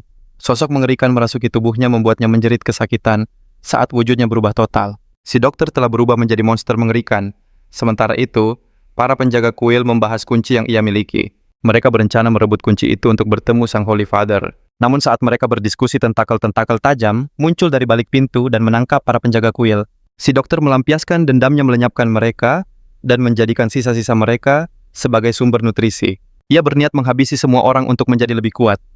Tapi ia terkejut, Bai. Tiba-tiba sudah ada di hadapannya. Meremehkan Bai, ia menyerang membabi buta. Tapi semua serangannya dengan mudah dihindari dan ditangkis. Pertarungan tak terhindarkan saat si dokter mengerahkan seluruh kekuatannya Bai dengan mudah memotong lengannya. Bai sengaja membuatnya tak berdaya demi janjinya pada Dina. Namun si dokter mengucapkan kata-kata yang memancing emosi Bai. Bai teringat masa lalunya yang kelam. Tapi dengan cepat ia menenangkan dirinya. Masa lalu tak akan mempengaruhiku, gumamnya. Ia lalu mencoba membuka sebuah pintu, tapi tak bergerak sedikit pun. Si dokter tertawa mengatakan hanya kunci suci yang bisa membukanya. Ia mengancam membiarkannya hidup akan menghemat waktu. Musik. Namun Leona tiba-tiba datang dan menginjak kepala si dokter. Ia menemukan kuncinya dan penasaran dengan isi ruangan itu. Leona menghancurkan sisa tubuh si dokter, tatapannya hanya tertuju pada Bai. Bai tahu fragmen dunianya sedang diincar. Dengan sisa kekuatannya si dokter mencoba kabur. Tapi Dina muncul dan menghentikan langkahnya. Si dokter berusaha memerintah putranya sendiri. Tapi yang ia dapatkan adalah tebasan pedang yang mengakhiri segalanya. Tubuhnya meleleh menjadi genangan berbahaya. Akhirnya dendam Dina terbalaskan dan level kekuatannya meningkat. Dina gemetar hebat setelah menghadapi ayahnya. Leona bertanya dengan sinis, bagaimana rasanya? Bai langsung memotong, Leona jangan perburuk keadaannya. Tiba-tiba kepala Leona terasa sakit. Kenangan masa lalu yang kelam kembali menghantuinya. Salah satu Sister Rose mencoba menenangkannya. Bai menyuruh Dina pergi karena janjinya telah terpenuhi. Leona memegang kunci itu, usahamu sia-sia. Tapi Bai menyarankannya membuka pintu itu untuk memuaskan rasa penasarannya. Leona pun memerintahkan anak buahnya untuk membuka pintu misterius itu. Begitu pintu terbuka, tentakel tajam menyembur keluar. 3 Sister Rose tertusuk, tapi Leona dan Bai berhasil menghindar. Ajaibnya mereka masih utuh. Itu semua hanyalah ilusi yang dipenuhi aura permusuhan yang pekat. Rasa penasaran Leona semakin menjadi. Ia bertekad menaklukkan apapun yang ada di dalam. Bai tersenyum, semua berjalan sesuai rencananya. Para kesatria. Rose menemukan sebuah fragmen dunia, sebuah persembahan agung untuk ratu mereka. Leona merasakan getaran antisipasi dari hadiah luar biasa yang menantinya. Tiba-tiba sebuah jendela sistem muncul di hadapan Bai. Misi baru telah diberikan. Gunakan fragmen dunia untuk memulihkan kembali desa ini. Bai langsung waspada merasakan aura mengancam dari Holy Fatiba. Para kesatria terbelalak menyaksikan bos lantai yang ternyata adalah penguasa para penduduk desa. Sosok itu bermutasi lalu menawarkan sebuah takhta untuk menjadi ratu berikutnya. Leona hanya tertawa sinis, sama sekali meremehkan tawaran sang bos. Namun seorang kesatria Rose berbisik dengan ngeri memberitahu nama makhluk itu adalah Reindli. Aktifkan mode tempur maksimal, perintah Leona menggema. Bei sadar tanpa campur tangan sang putri, dia akan langsung tereliminasi begitu terlihat. Seluruh kesatria Rose memusatkan serangan mereka pada sang bos. Rentetan jurus dahsyat itu akhirnya mengungkap identitas sejatinya. Dia seorang Candler. Para kesatria tak percaya serangan gabungan terkuat mereka sama sekali tak mempan pada Candler itu. Candler menyeringai melepaskan energi racunnya aura korup itu, membakar kulit para kesatria menimbulkan penderitaan yang tak terhingga. Bei menahan diri bukan karena takut, ia mengamati pertarungan untuk mempelajari setiap gerakan musuh. Leona merapal serangkaian mantra untuk meningkatkan kekuatan pasukannya. Ambil fragmen dunia itu, apapun harganya. Serunya, para kesatria Rose bergerak serempak melancarkan serangan tersinkronisasi. Namun Candler hanya menjentikan jarinya. Seketika asap ungu pekat menyelimuti mereka, menyeret kesadaran mereka ke dalam trauma dan mimpi terburuk masing-masing. Leona tersentak. Ini bukan racun biasa, kabut ini menyerang pikiran dan membuat napas terasa sesak. Bayangan seorang pria muncul di benak Leona, pria yang menyalahkannya atas kepergian putrinya. "Kenapa kau selalu muncul?" bisiknya dalam hati. Ilusi lain memerintahkan mereka untuk tunduk. Tapi Leona berteriak mengguncang kesadarannya hingga bebas dari sihir itu. Dia memanggil pasukannya, namun yang terlihat adalah pemandangan mengerikan. Para kesatria dicengkeram monster serangga. Kemauan yang kuat, Candler tersenyum. Murka melihat pasukannya tak berdaya, Leona memutuskan untuk mengeluarkan jurus tersembunyinya. Kekuatannya melonjak drastis, diaktifkan oleh mekar merah Kirmizi. Tapi, Candler menyeringai dan mengaktifkan jurus yang sama pada para kesatria. Jurus itu membuat mereka berbalik menyerang pemimpinnya. Dengan berat hati Leona mengalahkan bawahannya dengan mudah. "Kejam sekali," puji Candler. Candler berubah wujud menjadi monster serangga raksasa. Leona tanpa ragu melepaskan serangan dengan cambuk merahnya. Dengan mudah Candler menangkap cambuk itu, lalu menghempaskan Leona. Perbedaan kekuatan mereka terlalu jauh. Leona terlempar ke arah Candler, dan sebuah pukulan telak mendarat di perutnya. Meski begitu cengkeramannya, tak ia lepaskan. Candler menariknya mendekat menghujaninya dengan pukulan bertubi-tubi. Tujuannya bukan untuk mengakhirinya, tapi untuk menghancurkan semangatnya. Candler menariknya mendekat menghujaninya dengan pukulan bertubi-tubi. Tujuannya bukan untuk mengakhirinya, tapi untuk menghancurkan semangatnya. Jika ratuku tidak bisa memilikinya, maka tidak ada seorang pun yang boleh, serunya.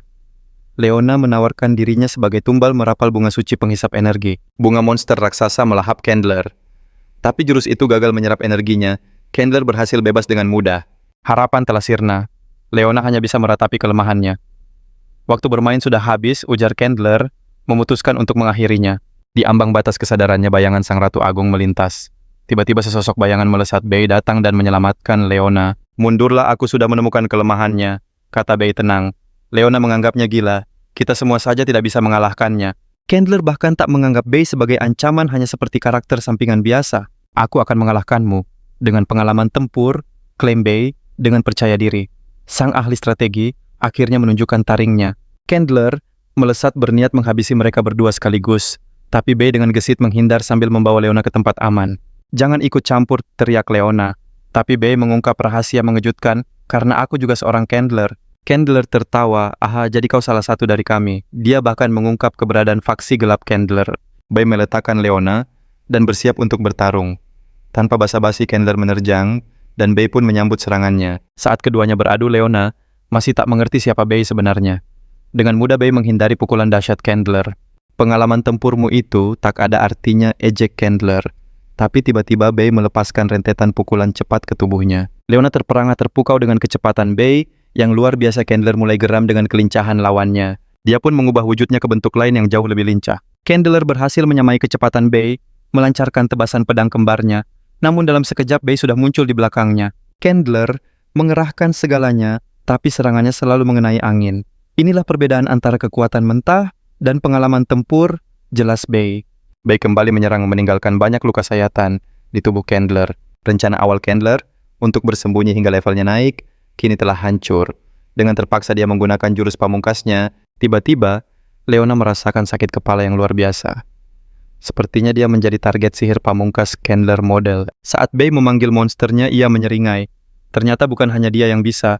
Dengan lonceng pemanggil arwah Bei, menghadirkan sang kepala desa. Kepala desa langsung beraksi menghabisi para penduduk desa yang termutasi. Amarah Candler memuncak setiap serangannya, selalu dimentahkan oleh Bay. Tak mau kalah, Candler nekat menuju fragmen dunia. Namun saat Bay menusuk punggungnya, sebuah koneksi aneh kembali terhubung. Seketika kepingan ingatan Candler melintas di benak Bay. Ternyata di kehidupan lamanya Candler adalah seorang ahli biologi. Dikhianati rekan bisnisnya, hingga kehilangan segalanya dalam keputusasaan ia berdiri di puncak gedung. Namun makhluk ciptaannya sendiri menghentikannya. Ia pun bangkit demi satu hal, yaitu balas dendam pada perusahaan yang menghancurkannya. Demi kekuatan, ia menyuntikkan serum misterius ke tubuhnya, mengubah dirinya menjadi monster yang tak lagi peduli pada dunia. Bay tersadar kilasan ingatan ini pasti berasal dari kekuatan fragmen dunia itu. Candler tersentak kembali ke dunia nyata merasakan tusukan Bay. Tapi terlambat, ia berhasil menyerap kekuatan fragmen dunia. Leona terbelalak kaget melihat kekuatan fragmen jiwa dunia terserap habis. Bay sadar menyerang tubuhnya saja takkan bisa menghentikan pertarungan ini. Bay segera menargetkan fragmen itu. Tebasan demi tebasan dilancarkan, namun fragmen itu tak retak sedikit pun. Bugus tertawa mengejek mengungkap bahwa ia telah memperkuat fragmen itu dengan sebuah kode khusus. Tiba-tiba notifikasi sistem muncul, sebuah skill baru aktif dan aliran kekuatan ke Bugus terputus. Bay tersenyum, skill yang ia anggap remeh justru jadi penyelamatnya. Tanpa pasokan kekuatan, tubuh Bugus mulai menjerit kesakitan. Leona ingin membantu, tapi kondisinya masih lemah. Melihat itu, Bay melempar sebuah item lencana mawar merah untuk memulihkannya. Walau sempat ragu, Leona pulih seketika. Bahkan kekuatannya meningkat drastis. Bay menjelaskan hanya dengan bekerja sama mereka bisa mengalahkan Candler. Leona mengangguk setuju dan bersiap di sisi Bay. Mereka langsung menyerbu Bugus berniat mengakhiri ini secepatnya. Bugus berusaha melawan, tapi ia bukan tandingan duet maut Bay dan Leona. Sebuah kombinasi serangan dahsyat. Pukulan bertubi-tubi dari keduanya menghujam Bugus tanpa ampun. Meski menerima serangan telak, Bugus masih bisa mengejek mereka. Namun saat akan membalas, ia melihat sesuatu melesat ke arahnya. Bay menggunakan item ruang angkasa, dan Leona menyegelnya dalam sebuah sangkar mawar raksasa. Pertarungan akhirnya usai dengan kemenangan mereka. Bay mendapat artefak baru, dan sebuah tanda kegelapan milik Candler memberinya ide cemerlang. Ia akan menyusup ke faksi kegelapan. Tiba-tiba pemandangan berubah, ia kini berada di aula meja bundar yang suram. Berhasil menyamar sebagai Candler, ia disambut seorang administrator yang bertanya kenapa ia datang sendirian. Dengan angkuh, Bay menegaskan bahwa hari ini ada pertemuan penting. Sang administrator buru-buru meminta maaf. Bay tetap diam saat administrator memohon agar kesalahannya dilupakan. Mereka pun tiba di depan sebuah pintu raksasa. Namun saat Bay hendak membuka pintu itu, ia merasakan tatapan aneh dari sang administrator. Bay langsung sadar administrator itu mencoba menjebaknya. Meniru gaya Candler, ia membentak agar tipu muslihatnya dihentikan. Sang administrator terkejut, lalu memberitahunya bahwa Bay telah lulus ujian. Ia hanya menjalankan tugasnya.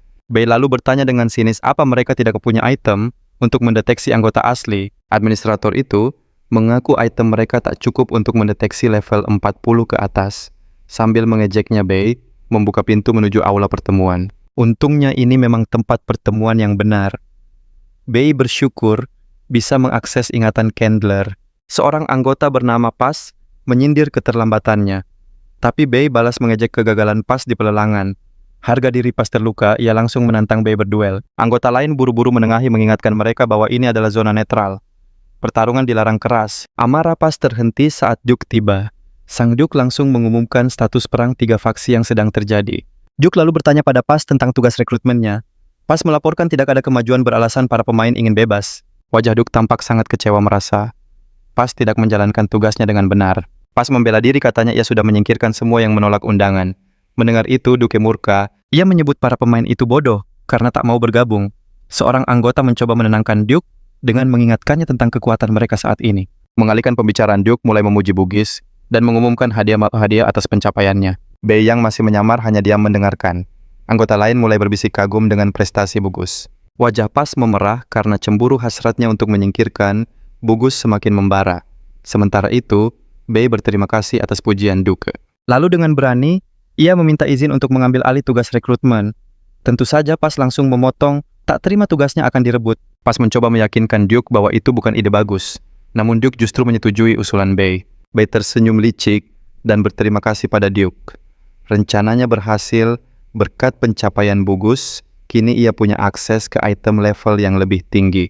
Bay melangkah memasuki aula Candler yang kelam untuk mengambil hadiahnya. Di dalam, seorang pedagang bernama Mary menyambutnya membawa hadiah dari sang Duke. Sadar siapa yang dihadapinya, Mary segera menunjukkan item langka khusus untuk Bay. Meski punya banyak item hebat mata, Bei terpaku pada sebuah artefak ruang dalam yang luar biasa. Tanpa ragu, Bei langsung mencoba menawar dengan harga paling rendah. Mary menolaknya, mengingatkan betapa langkanya artefak itu.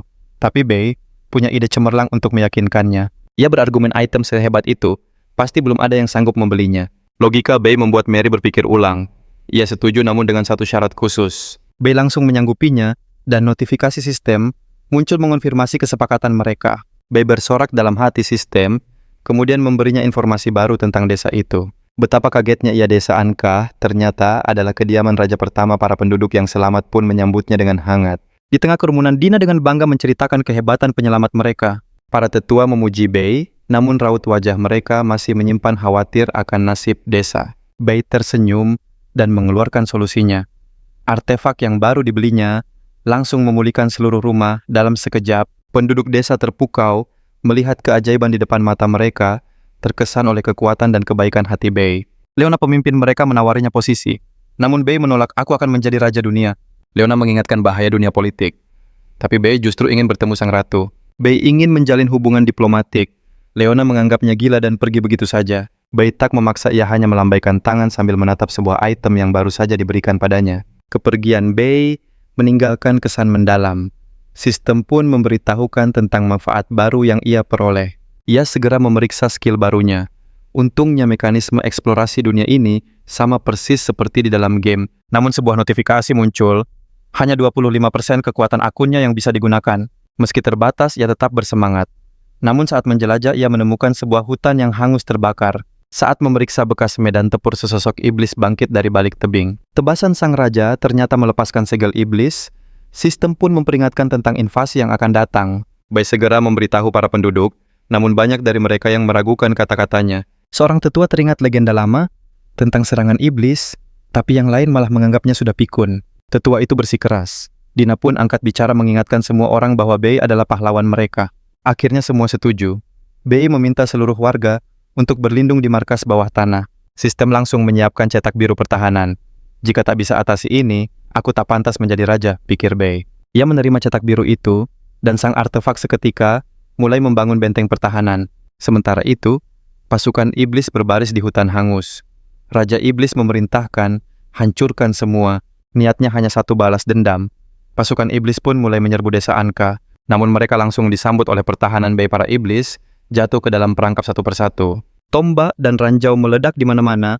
Bahkan kepala naga di dinding menyemburkan api. Raja iblis terperangah. Ia mengira ini penyergapan. Lalu matanya menangkap sesosok bayangan di atas dinding. Bei kini berhadapan langsung dengan sang Raja Iblis. Raja Iblis bertanya, apakah kau keturunan dari orang itu? Tapi karena tak merasakan aura yang sama, ia memerintahkan pasukannya untuk beralih ke serangan jarak jauh. Dengan lincah, Bei menghindari setiap panah yang melesat ke arahnya. Menyadari lawannya cerdas, Bei fokus pada sang raja. Namun para prajurit iblis langsung membentuk perisai hidup. Gagal di darat, mereka mencoba menyusup dari bawah tanah. Strategi yang bagus, puji Bei dalam hati. Raja Iblis mengejek pertahanan Bei. Tapi tiba-tiba sebuah petir raksasa menyambar tanah. Gempa dahsyat mengguncang. Lalu seekor kelabang raksasa muncul dari tanah menghadang pasukan iblis. Raja Iblis terkejut namun tak gentar. Bei berkata, kau terlalu lama tertidur, dunia sudah berubah. Melihat lawan barunya, sang Raja Iblis tetap percaya diri. Ia yakin jumlah pasukan akan menentukan kemenangan. Namun Bei membalikkan keadaan para prajurit legiun, kini berbalik menyerang kawan mereka sendiri. Jasad para iblis bangkit menjadi monster serangga mengerikan. Raja Iblis terpana mempertanyakan jati diri Bei yang sesungguhnya. Pertarungan hampir usai. Kemenangan sudah di depan mata Bei. Merasa terdesak, Raja Iblis menanyakan nama lawannya. Bei justru terkesan tak menyangka sang Raja Iblis begitu cerdas. Sang Raja Iblis tersanjung namun merasa sedikit diremehkan oleh pertanyaan Bei. Bei menyadari sesuatu. Iblis ini kebal terhadap kehancuran fragmen dunia. Raja Iblis terperangah merasakan getaran aneh di sekelilingnya. Pertarungan berakhir, Bei mengajaknya berduel. Namun sang Raja Iblis menjatuhkan senjatanya. Ia tak punya alasan lagi untuk bertarung. Semua dendamnya terasa sia-sia. Tujuannya hanya satu, melawan sang raja pertama yang pernah menaklukkannya. Tanpa tujuan ia menyerah pada Bei. Teringat akan kekagumannya pada kristal jiwa dunia yang agung. Dulu ia bersumpah menjadi yang terkuat. Bei penasaran dengan kemampuannya berubah wujud. Itu adalah kemampuan iblis tingkat tinggi. Ia pasrah siap menerima akhirnya. Bei pun mengangkat tangannya untuk mengakhiri sang Raja Iblis. Tapi ia berpikir, sayang sekali menyanyiakan kekuatan sebesar ini. Bei justru menawarinya menjadi sekutunya. Murka Raja Iblis melesat maju. Tepat saat tinjunya nyaris mendarat, Bei menawarkan sesuatu yang mustahil. Tawaran itu memperbaiki dunia jiwa Raja Iblis tertegun. Bei rela mempertaruhkan segalanya demi itu. Raja Iblis memberinya satu kesempatan. Buktikan janjimu, maka aku akan mengikutimu. Air mata jatuh melihat fragmen yang kehilangan cahayanya. Sentimental sekali, batin Bei. Apa kau benar-benar bisa melakukannya? Bei hanya tersenyum lalu merapal mantra kebangkitan. Energi dahsyat mengalir, kristal itu bersinar terang. Sang Raja Iblis berlutut takjub. Dunia jiwa ini hidup kembali. Bei telah membuktikan janjinya. Raja Iblis pun bersumpah setia. Kontrak terbentuk, kini Bei adalah tuannya. Notifikasi sistem pun muncul. Misi pertamaku, tanya Raja Iblis. Bersihkan tempat ini, jawab Bei santai. Itu hal mudah bagiku, sang pengendali arwah. Walau awalnya sulit diterima para iblis, kini menjadi pekerja. Desa kembali damai. Namun di tempat lain, di wilayah Orc, pemandangan mengerikan terhampar di depan mata. Gerombolan iblis yang berbeda menyerbu tanpa ampun. Para penjaga berteriak, "Pertahankan benteng." Nyonya penguasa mundur ketakutan. Namun Tuan Leo meyakinkan mereka bahwa bala bantuan akan segera tiba. Sang putri mencoba menenangkan ibunya. Dalam doanya ia bersumpah akan mengabdikan diri. Gerbang telah jebol. Seorang prajurit menyarankan keluarga Tuan untuk segera mengungsi. Nyonya panik menuntut bala bantuan. Ia meninggalkan putrinya berlari ke pelukan sang suami. Leo memeluknya erat mengingatkannya akan janji mereka. Leo tersenyum. Sumpahku takkan lekang oleh waktu. Sang istri mengangguk. Aku percaya padamu. Tiba-tiba Nyonya jatuh tak sadarkan diri. Jaga ibumu, kata Leo pada putrinya. Kau tahu traumanya. Leo mengenakan zirahnya dan maju ke depan. Gerbang hancur iblis merangsek masuk. Sebuah pedang langsung menebas salah satunya. Para prajurit terkejut. Tuan Leo, semangat mereka kembali berkobar, sorak-sorai pun menggema. Namun serangan sihir tiba-tiba menyapu mereka. Iblis elit muncul menawarkan kesempatan untuk lari. Para prajurit bimbang, haruskah mereka percaya? Dia memberi mereka 10 detik untuk pergi. Tanpa pikir panjang, para prajurit menjatuhkan pedang dan melarikan diri. Bagaimana denganmu, Tuan, ejek si iblis elit? Leo menjawab dengan serangannya, namun gada berduri itu menghantamnya telak. Perisainya hancur berkeping-keping. Leo terlempar, punggungnya menghantam dinding dengan keras. Iblis elit mengangkat gadanya untuk serangan terakhir. Tiba-tiba sebuah panah melesat ke arahnya. Dengan sigap ia menahannya dengan lengan. Putri Leo datang untuk menyelamatkan ayahnya. Urus mereka berdua, perintah si iblis elit. Pasukan iblis menyeringai membayangkan siksaan yang akan mereka berikan. Sang putri membeku, tak sanggup membayangkan kengerian itu. Terkepung, ia hanya bisa berharap akan keajaiban. Lalu terdengarlah sebuah suara yang tak asing bagi para iblis. Bei tiba di atas kuda gagah yang tak lain adalah sang Raja Iblis. Berlutut, perintah Raja Iblis pada bawahannya. Para iblis itu pun bersujud tanpa bertanya. Putri Leo hanya bisa terbelalak kebingungan. Raja Iblis menjadi kuda. Siapa gerangan penunggangnya? Sementara itu kembali ke desa Anka sebelum Bei berangkat. Dina dan warga desa mengagumi pencapaian Bei. Namun Raja Iblis yang mencoba mengejek Dina malah mendapat balasan setimpal. Tiba-tiba seorang prajurit dari wilayah Orc datang meminta bantuan. Bei langsung teringat nama itu. Leo. Bei berpikir keras cara menolongnya. Itu mudah, ujar Raja Iblis.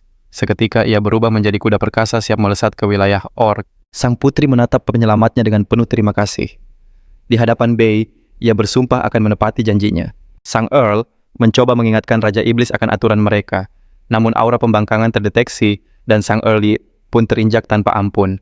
Bei menyadari Raja Iblis tak punya kendali penuh. Setelah mendapat anggukan, mereka berdua menghantam pasukan iblis, memberi pelajaran pahit. Pasukan iblis gemetar ketakutan dan langsung menyerah. Leo mengulurkan tangannya bertanya penuh hormat. Apakah Bei seorang bangsawan? Aku hanya warga biasa dari desa Anka, jawab Bei. Leo temenung desa yang katanya telah hancur itu, ternyata menyimpan sosok sekuat ini. Mendengar desa itu bangkit kembali, Leo sontak menyebut Bei pahlawan mereka. Ia lalu meminta maaf dan menawarkan imbalan yang setimpal. Melihat ketulusan sang Tuan, Bei mengajukan 2 permintaan. Pertama, ia butuh penduduk muda untuk membangun kembali desanya. Kedua, jalur perdagangan demi kemakmuran ekonomi. Sang putri Rhea terperangah. Namun Leo mengerti maksud Bei dan menyanggupi kedua permintaan itu. Sebuah kesepakatan yang saling menguntungkan pun terjalin di antara keduanya. Tiba-tiba teriakan panik menggema. Mbak istri Leo muncul traumanya akan serangan iblis kambuh. Leo berusaha menenangkan pikirannya kalut, mencari cara menyembuhkan sang istri.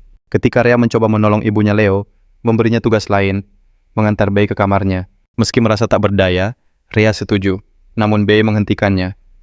Kemenangan ini takkan berarti jika menyisakan penyesalan. Sebuah notifikasi sistem muncul, potion mental level 6 telah digunakan. Seketika istri Leo tersadar dan menatap penampilan baru suaminya. Ia mengira semua hanya mimpi buruk tapi suaminya ada di sini. Melihat istrinya kembali pulih air mata, haru membasahi pipi Leo. Rhea pun menangis bahagia melihat pemulihan ibunya. Ia yakin Bei adalah malaikat yang dikirimkan untuk mereka. Setelah semua usai, para prajurit yang melarikan diri akhirnya kembali. Mereka memohon maaf, namun Rhea menolak mentah-mentah. Sang komandan langsung bersujud, mencoba memberi alasan atas tindakan pengecut mereka. Leo menatap mereka dengan kecewa, tapi Rhea tetap bersikeras. Tak disangka Bei justru membela para prajurit itu. Namun kepercayaan yang hancur harus dibangun kembali. Sang komandan pun bersumpah takkan pernah lagi mengkhianati tuannya. Bei menoleh pada Raja Iblis, "Apa kau punya sesuatu untuk mengikat mereka?" Raja Iblis pun menunjukkan sebuah artefak kontrak. Mendengar kontrak itu, bersifat mutlak, Leo tanpa ragu meletakkan tangannya. Seketika artefak bersinar saat Leo mengucapkan syaratnya. Para prajurit tampak ragu. Keraguan itu membuat Bei mempertanyakan kesetiaan mereka. Tanpa menunggu lama, sang pemimpin meletakkan tangannya diikuti oleh seluruh anak buahnya. "Apa akibatnya jika kami melanggar?" Raja Iblis menyeringai, "Para iblis akan memburumu tanpa ada tempat untuk lari." Mendengar konsekuensi mengerikan itu, para prajurit sadar. Lebih baik berjuang sampai akhir di medan perang.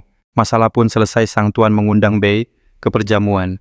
Malam tiba, Raja Iblis menatap bulan dengan tatapan yang sulit diartikan. Ia melihat Rhea berpakaian indah, sepertinya untuk melayani Bei malam ini. Nampaknya sang tuan punya rencana lain. Di kamarnya, Bei menikmati hidangan lezat untuk pertama kali. Tiba-tiba terdengar ketukan. Saat pintu terbuka, Bei terkejut melihat Rhea di sana. Rhea tampil menawan dengan gaun malamnya. Bei terkejut, namun ia merasa tindakan ini sedikit merendahkan martabat sang putri. Tanpa diduga, Rhea memeluk Bei dengan erat, keduanya terjatuh ke ranjang. Rhea pun mengungkapkan sumpahnya untuk menyerahkan diri pada penyelamat wilayahnya. Bei memutuskan untuk menguji keyakinan Rhea. "Apakah kau benar-benar siap dengan segala konsekuensinya?" Wajah Rhea memerah, ia bertekad menepati janjinya. Namun Bei bangkit dan berkata, "Kau mendedikasikan hidupmu pada orang yang salah." "Kaulah penyelamatku," seru Rhea bersumpah untuk menyerahkan dirinya. Dengan hati-hati, Bei membuatnya tak sadarkan diri. Ia menyelimuti Rhea dan membiarkannya istirahat. "Aku lebih baik dianggap jahat daripada menjadi monster," gumamnya. Bei pun pergi mengucapkan selamat malam. Keesokan harinya, Leo telah menyiapkan para pekerja. Setelah berterima kasih, Bei hendak pamit. Namun Rhea menghentikannya dan mengajukan permintaan pada ayahnya. "Ayah, aku ingin menikah dengan Bei." Pengumuman itu mengejutkan semua orang. Leo menarik putrinya ke samping. Ia mengira ini lelucon, tapi Rhea menegaskan keseriusannya. Leo mengerti perasaan putrinya, namun ia menjelaskan mengapa pernikahan itu mustahil terjadi. Jika desa Anka dan wilayah mereka bersatu, kekuatan lain akan melihatnya sebagai ancaman. Ini bisa memicu kehancuran bagi keduanya. Tapi Rhea tetap bersikeras. Bei dikirimkan oleh para dewa. Leo teringat betapa keras kepalanya putrinya itu sejak dulu. Leo mengingatkan pernikahan bukanlah hal yang sederhana. Ia lalu menatap Bei menjelaskan betapa berharganya Rhea sebagai anak tunggalnya. Ia memuji Rhea sebagai mutiara wilayah mereka. Akhirnya Leo menghela napas. Mungkin ini memang takdir yang telah diatur. Saat Leo akhirnya bertanya pendapat Bei, pemuda itu merasakan tekanan yang luar biasa. Rhea menyela, "Aku tak peduli status, aku rela melepaskan segalanya." Bei merasa terhormat, tapi ia punya ambisi lain. Ia pun mengungkapkan tujuannya membangun sebuah kerajaan dari desa Anka. Leo dan Rhea terbelalak mendengar ambisi Bei untuk menjadi seorang raja. Rhea mengerti ia harus mendukung keinginan belahan jiwanya. Sementara Leo menanggung beban hati seorang ayah yang melepas putrinya. Leo menitipkan seluruh harapan dan kepercayaannya pada Bei. Setelah urusan itu selesai, Bei akhirnya bisa bernapas lega. Bei kembali ke desa Anka bersama para prajurit dari wilayah Orc. Mereka begitu takjub melihat desa itu jauh lebih baik dari dugaan mereka. Namun Bei sadar ancaman pasukan iblis belum benar-benar sirna. Ia menyaksikan wilayah yang hancur lebur dengan para warga yang telah tiada. Bei bertanya pada Chamo berapa jumlah iblis yang masih lepas kendali. Sayangnya Chamo sendiri tidak bisa memastikan angkanya. Chamo lalu mengungkapkan fakta mengejutkan bahwa ada raja iblis lain yang jauh lebih perkasa. Ia bahkan ragu raja iblis itu ikut melarikan diri atau tidak. Seketika Bei merasa situasi mereka jauh lebih gawat. Ia teringat dalam game dulu ada banyak retakan iblis yang menjadi sarang iblis tingkat tinggi. Bei tahu 8 kerajaan bersatu menggunakan artefak ruang misterius untuk menjaga kedamaian dunia. Bei memberi komando pada Chamo untuk menuju retakan iblis bawah tanah. Mereka melintasi medan panas penuh lahar hingga tiba-tiba sayap Chamo terbentang. Sambil terbang, Chamo mengungkap masa lalunya yang kelam. Ia ternyata telah tersegel di sana selama ratusan tahun. Begitu mendarat, Bei baru sadar ia tak pernah tahu pintu masuk dungeon ini. Di saat yang sama, Chamo merasakan aura kuat milik sang raja iblis. Mengetahui Raja Iblis menanti mereka, keduanya pun melangkah masuk. Bei bertekad menghadapi musuh yang kekuatannya jauh melampaui dirinya. Bei merasa heran karena Chamo tidak bernafsu pada manusia seperti iblis pada umumnya. Chamo menjelaskan bahwa dirinya berbeda. Sebagai sosok terbuang di dunia iblis, ia selalu dirundung hingga akhirnya kabur ke dunia manusia. Di dunia inilah ia mengejar impian seumur hidupnya, yaitu jiwa dunia yang utuh. Bei lalu bertanya tentang alam iblis. Chamo menggambarkannya sebagai dunia yang penuh dengan kemewahan yang norak. Bahkan zirah yang ia kenakan terbuat dari emas murni. Mendengar itu, mata Bei langsung berbinar melihat peluang emas di depan mata. Mereka terus berjalan mendekati retakan iblis yang menganga di hadapan mereka. Senyum tipis terukir di wajah Bei. Dengan semangat ia memberi komando untuk bersiap tempur. Chamo pun langsung maju dan kembali ke wujud iblisnya. Menurutnya ini adalah wujud tempur paling efisien dengan serangan dan pertahanan yang dahsyat. Sementara itu, anak buah Matus melaporkan kedatangan mereka. Namun Matus hanya memerintahkan mereka untuk tetap fokus dan terus mengalirkan energi ke dalam retakan. Matus tahu gerbang iblis akan segera terbuka, tapi ia terperanjat saat Bei dan Chamo berhasil menerobos masuk. Chamo berdiri gagah di samping Bei menantang Matus. Sang Raja Iblis itu langsung mencapnya sebagai aib karena bersekutu dengan manusia. Namun Chamo menegaskan ejekan itu tak lagi mempan untuknya. Dengan tatapan menusuk ia menyatakan bahwa segalanya telah berubah. Matus menduga mereka ingin menghancurkan retakan itu.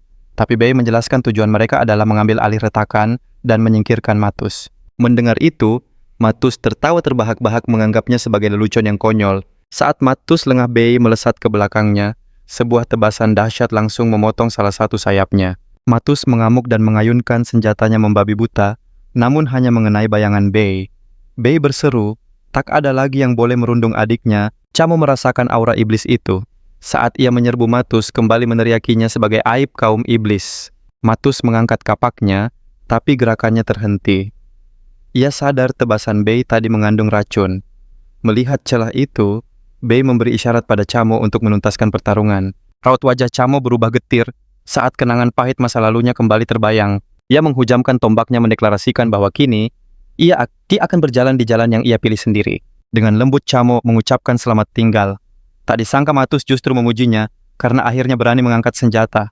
Ternyata, semua ini adalah rencana Matus, sebuah lingkaran sihir raksasa mulai berderak penuh dengan energi. Retakan iblis hampir terbuka sempurna. Matus berkata, ia akhirnya bisa memenuhi keinginan terakhir saudara Chamo. Chamo benar-benar syok mendengar semua kenyataan ini. Matus pun memasang kuda-kuda siap memberi pelajaran berharga pada junior kesayangannya. Di alam iblis kalian mendengar keriuhan para iblis raung yang bersiap untuk upacara baptis. Ia bertekad menjadi Raja Iblis sejati. Jika gagal, ia akan menyerahkan nasib Chamo pada Matus. Matus meyakinkan Kalan bahwa semua akan baik-baik saja demi kemuliaan iblis. Meski Chamo dianggap pengecut, Kalan percaya masa depan klan ada di tangannya. Namun upacara baptis Kalan berakhir gagal dan diumumkan bahwa ia telah tiada. Matus terpukul mendengar kabar duka itu. Di tengah keputusasaan Matus, meluapkan amarahnya pada sang pembawa pesan menghajarnya tanpa ampun. Tapi sang pembawa pesan itu menyatakan, Matus telah salah menilai.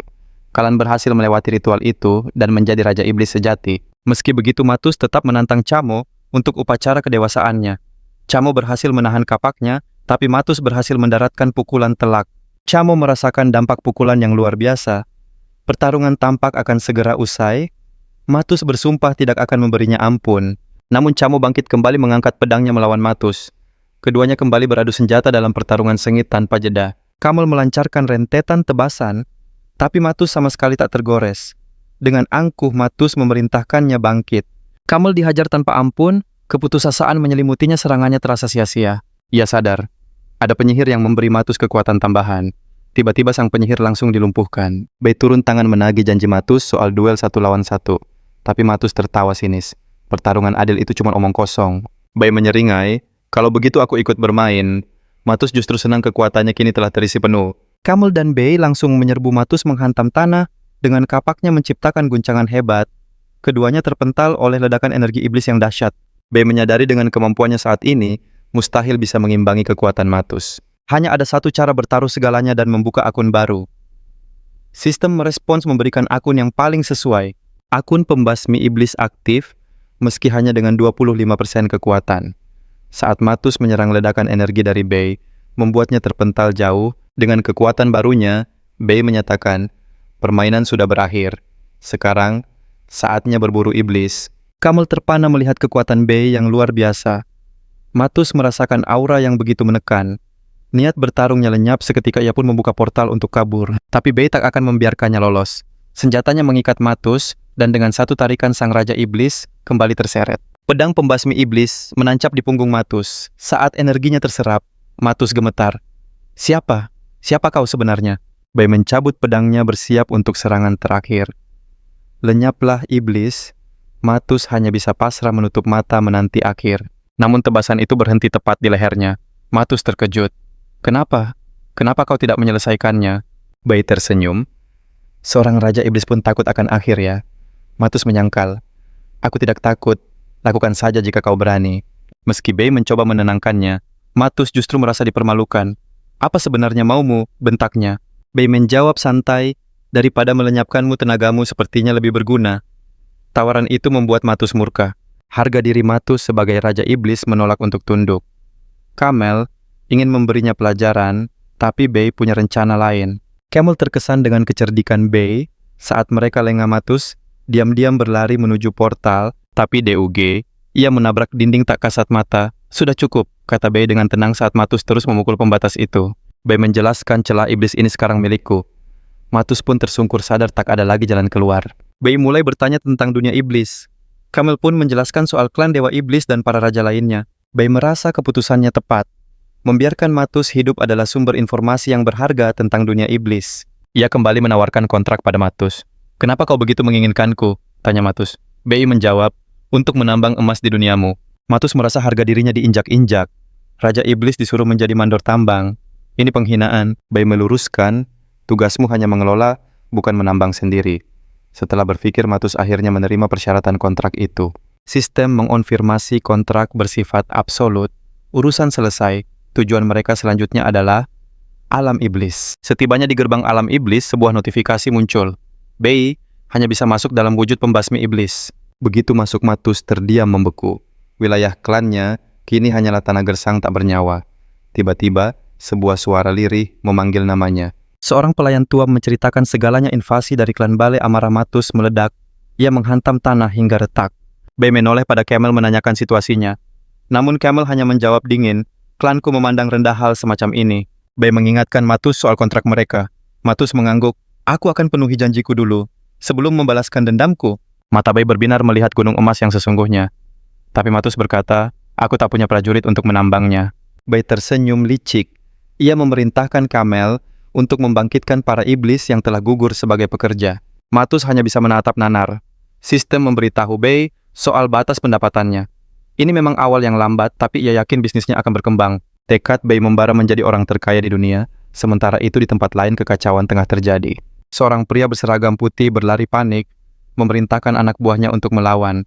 Para penjaga berusaha menahan sementara bos mereka mencoba kabur. Tiba-tiba bayangan tajam melesat di udara. Dalam sekejap semua penjaga tumbang. Sang bos menembak membabi buta. Siapa apa kau, apa maumu? Sebilah pedang muncul di depan wajahnya. Bos itu gemetar, ia kenal pedang itu. Milik salah satu dari 3 pembunuh terhebat di organisasi. Kenapa kau di sini? Sang pembunuh menjawab dingin. Aku sudah keluar dari organisasi. Tanpa basa-basi ia langsung menebas leher sang bos. Ini adalah balas dendam pribadinya. Tapi tiba-tiba sang bos meraih kakinya. Seluruh tubuhnya dipasangi bom. Tak ada waktu untuk lari, ledakan besar pun terjadi. Setelah kilas balik ingatan itu, berakhir ia menatap wilayah Bugus di depannya. Tempat yang ia cari selama ini. Sementara itu, Bei meninggalkan desa Ankah mencoba membaur dengan keramaian. Seorang pendatang misterius tiba di desa yang telah berubah total. Matanya tertuju pada Dina gadis yang sepertinya memegang semua rahasia. Ia menanyakan arah gereja dan dengan dingin menolak tawaran Dina untuk diantar. Dina merasakan firasat buruk. Aura pria itu sama persis seperti kepala desa sebelumnya yang penuh misteri. Diam-diam Dina pun membuntutinya. Tekadnya satu, melindungi desa ini. Tiba-tiba suara pas mengejutkannya. Pria itu seolah bisa membaca pikirannya dan tahu keraguan di hatinya. Musik Dina mencoba berkilah mengundangnya ke pesta sebagai alasan untuk kabur. Ia pikir rencananya akan berhasil. Musik. Namun sebilah pisau melesat dan menebas kaki Dina dalam sekejap. Rasa sakit yang tiba-tiba membuatnya terperangah. Musik. Ia tersungkur ke tanah, kakinya lumpuh seketika. Aku paling benci pembohong, desis. Pas dingin menganggap Dina tak lebih dari serangga kecil. Tanpa ampun pisaunya menusuk punggung Dina. Di saat terakhirnya ia hanya berbisik, maafkan aku Bei, aku gagal. Pas penasaran dengan nama itu, namun ia yakin hanya Bugus yang bisa menjadi lawannya. Tak lama, beberapa warga desa muncul dari kejauhan. Awalnya mereka mengira ada yang tertidur di jalan. Tapi saat mendekat mereka melihat pemandangan tragis itu. Sosok yang terbaring adalah Dina. Tangis ibunya pecah seisi desa berduka atas kepergiannya. Bei menatap tubuh sahabatnya merasakan aura jahat yang pekat memancing amarahnya. Api pembalasan dendam mulai berkobar di hati Bei. Jasad Dina pun disiapkan untuk upacara perpisahan. Warga mencoba menguatkan ibu Dina. Musik, tiba-tiba Bei menghentikan upacara. Tunda selama 3 hari. Ibunya tak mengerti kenapa harus menunggu. Bei bertaruh pada satu harapan terakhir. Musik. Dengan kekuatannya ia membekukan tubuh Dina, berharap ia bisa kembali sebagai seorang Candler. Bei curiga pelakunya adalah anggota organisasi bayangan seorang ahli yang bergerak dalam senyap. Menggunakan skill kepemimpinannya, Bei melacak jejak pelaku. Sistem mendeteksi penyusup musik. Pelakunya masih ada di dalam desa. Amarah dan dendam membara di dalam diri Bei. Sementara itu Pas berhasil menemukan tujuannya ruang fragmen dunia yang membuatnya takjub. Saat Pas lengah menikmati penemuannya Bei, muncul tepat di belakangnya tanpa suara. Serangan pertama Bei melesat, namun Pas dengan mudah menghindar. Siapa engkau? Aku di sini untuk mengantarmu pergi. Jawab Bei dingin. Pas menyeringai berniat merampas semua equipment Bei, tapi Bei berhasil menahan serangannya dengan sempurna. Musik. Bei sadar lawannya ini sangat terampil dan setiap serangannya mengincar titik vital. Perbedaan level kelas, Hidden Assassin mereka terlalu jauh. Bei sadar, ia tak bisa menang jika terus begini. Sudah waktunya mengubah strategi. Pas meremehkan Bei, namun saat mendengar ia ingin melawan Bugus, Bei memutuskan untuk mengabulkan keinginannya. Seketika Pas terbelalak Bei, kini memiliki kelas dan equipment milik Bugus, ia sadar yang dihadapinya adalah sesama Candler. Kau cepat menyadarinya, puji Bei. Pas mulai menyesal tidak serius sejak awal, namun ia tetap sombong. Kekuatan Bugus takkan cocok untukmu. Bei segera melepaskan skill kabut beracun, sambil menghindar. Pas tak habis pikir, bagaimana Bei bisa beradaptasi secepat ini. Dengan cepat ia menelan penawar racun tingkat tinggi. Rencananya jelas menangkan pertarungan jarak dekat, mengandalkan pengalamannya. Pas melesat maju menembus kabut pisaunya nyaris mengenai Bei. Namun Bei sama sekali tak bergeming. Serangan itu gagal total. Sebaliknya sebuah pukulan telak mendarat di dada Pas. Pas terlempar keras hingga menabrak dinding. Bei mengaktifkan skill pamungkasnya, 100 transformasi koloni. Musik, batas waktunya hanya 3 menit. Menghindari rentetan serangan Pas panik. Ia mencoba kabur untuk mengulur waktu. Tapi Bei seolah membaca pikirannya dan tak memberinya celah.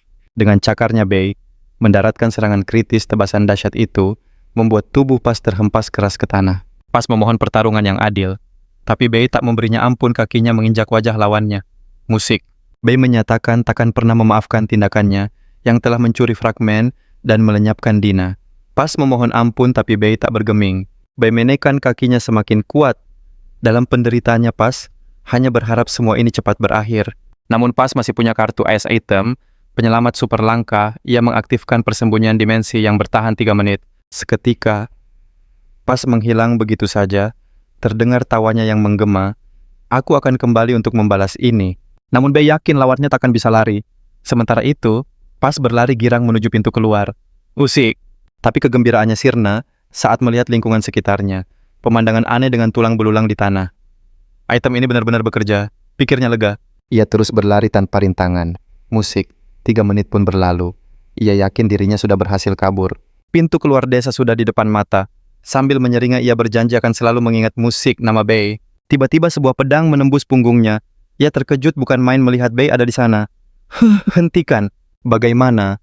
Bagaimana kau menemukanku? Bei menjelaskan, di dalam wilayahku aku bisa melacak semua gerakan. Pas tak percaya kemampuannya menembus artefak miliknya. Saat ia mencoba menyerang ia, langsung tersungkur racun. Bei telah melapisi pedangnya. Musik. Pas akhirnya sadar, skill dan kekuatan yang dimiliki Bei benar-benar di luar nalar. Di ambang batasnya ia memohon belas kasihan. Tapi Bei menatap dingin di belakangnya para warga telah siap dengan senjata terhunus. Dengan angkuh pria itu, menyebut mereka hanya figuran. Kata-kata itu menyulut amarah Bei. Ia akan memberinya hukuman setimpal. Dengan angkuh pria itu menyebut mereka hanya figuran. Kata-kata itu menyulut amarah Bei. Ia akan memberinya hukuman setimpal. Di bawahnya terbaring sosok Dina. Ia sadar Bei berharap Dina bangkit sebagai Candler. Ia pun tertawa mengejek keyakinan Bei. 3 hari berlalu tanpa hasil. Keputusasaan mulai menyelimuti Bei. Ia meminta maaf, namun ibu Dina justru bersyukur pelakunya tertangkap. Bei memulai upacara perpisahan dalam hati memohon maaf pada Dina. Ia memberi isyarat agar api suci menyelimuti mereka berdua. Pria itu mengutuk Bei menyebut meja gelap takkan tinggal diam. Tiba-tiba tubuh Dina memancarkan cahaya di tengah kobaran api, jeritan kesakitan terdengar dari dalam api. Seseorang berteriak memanggil Bei, merasakan kekuatan dahsyat melonjak di sekitar upacara itu. Energi itu berputar lalu meresap ke dalam tubuh Dina. Bei tersenyum rencananya berhasil. Melihat Dina bangkit, ia tahu ia telah menang. Dina melompat keluar dari kobaran api berdiri dengan tatapan baru. Semua warga terkesiap menyaksikan kebangkitan yang mustahil. Sang ibu langsung memeluknya erat menyambut putrinya kembali. Namun dari sisa-sisa api, pria itu berteriak bahwa ia bukan lagi Dina yang dulu. Bei merasakan hal yang sama dan berniat mengamati gerak-gerik Dina. Dina menatap tajam kondisi mengenaskan pria di hadapannya. Ia ingat segalanya, bahkan momen terakhirnya. Tinju terkepal api berkumpul di sekelilingnya. Sebuah pukulan dahsyat menghantam pria itu. Tak ada yang tersisa selain debu. Kata-kata terakhirnya menggema tentang balas dendam meja gelap. Lalu Dina memanggil nama Bei. Ia berterima kasih atas kepercayaannya, tapi senyum aneh terukir di wajahnya. Tiba-tiba rentetan bola api melesat ke arah Bei. Dengan gesit, Bei menghindari semua serangan. Ia sadar kekuatan Dina ada di level berbeda. Warga berteriak menganggap Dina sudah tak waras. Seseorang hendak ikut campur, tapi Bei menahannya. Dalam sekejap, Bei sudah muncul tepat di belakang Dina. Ia menerima tantangan Dina dan melancarkan tebasan. Namun Dina lenyap begitu saja, membuat Bei terkejut dengan kecepatannya. Di tengah kekacauan, kekuatan Dina terus meluap. Sayap api membentang di punggungnya. Ia berkata Bei beruntung bisa selamat. Sebuah bola api raksasa terbentuk, lalu melesat ke arah Bei. Bei tersenyum kagum. Ia menerima serangan itu, lalu berteleportasi ke belakang Dina. Dina tak menyerah, bola api lainnya menyusul. Bei menghindar, membiarkan serangan itu meledak di langit malam, menciptakan kembang api yang indah. Bei menatap kembang api itu dengan takjub. Ia bertanya apakah Dina sudah beradaptasi dengan kekuatan barunya. Dina kembali berterima kasih dan menegaskan ambisinya menjadi tangan kanannya. Bei memujinya. Tapi K-18 menyela, ia adalah tangan kanan Dina, boleh jadi tangan kiri. Tiba-tiba sebuah pukulan mendarat di kepala Dina dari ibunya. Kamu hanya terkekeh melihat Dina dimarahi. Dengan ini, masalah kepergian Dina pun terselesaikan. Bei merasa sudah waktunya melanjutkan perjalanan. Sementara itu, di tempat lain, Putri Elena sedang menulis sesuatu. Sebuah surat untuk Bei. Ia mengenang pertemuan terakhir mereka di hutan. Ia juga menulis tentang mimpinya bertemu kembali dengan raja pertama. Setelah melaporkan kondisi kerajaan, sang raja memberinya semangat dengan lembut. Karena sang baron tak ada di kediamannya sang putri, dan pengawalnya membeli properti menggunakan koin emas. Sambil menunggu mereka melihat rakyat bersyukur masih punya tempat tinggal, sang putri menuangkan pemikirannya tentang pemulihan kerajaan di surat itu. Mendadak sang putri berhenti menulis lalu meremas kertas itu. Surat yang ditujukan untuk Bei kini hangus terbakar api. Ia berharap Bei akan datang menemuinya, tapi ia menggelengkan kepala meyakinkan diri untuk tidak terlalu bergantung. Tiba-tiba ketukan di pintu terdengar. Sang baron telah tiba. Sang putri pun berniat membujuk Baron Robbie untuk membantunya. Sang putri menyambut Baron Robbie. Namun sang baron menghentikannya, ia sudah tahu tujuan kedatangan mereka. Robbie bertanya apa sang putri sadar betapa berat tujuannya. Ia bahkan tahu tentang emas yang digunakannya. Ia menegaskan dirinya hanya pedagang. Ia hanya akan mendukung pihak yang bisa membawa kemakmuran bagi rakyatnya. Mendengar itu, sang putri pun menjawab. Ia tak berniat menggunakan statusnya untuk menekan. Robbie tersenyum. Ia mengaku kagum pada mimpi sang putri.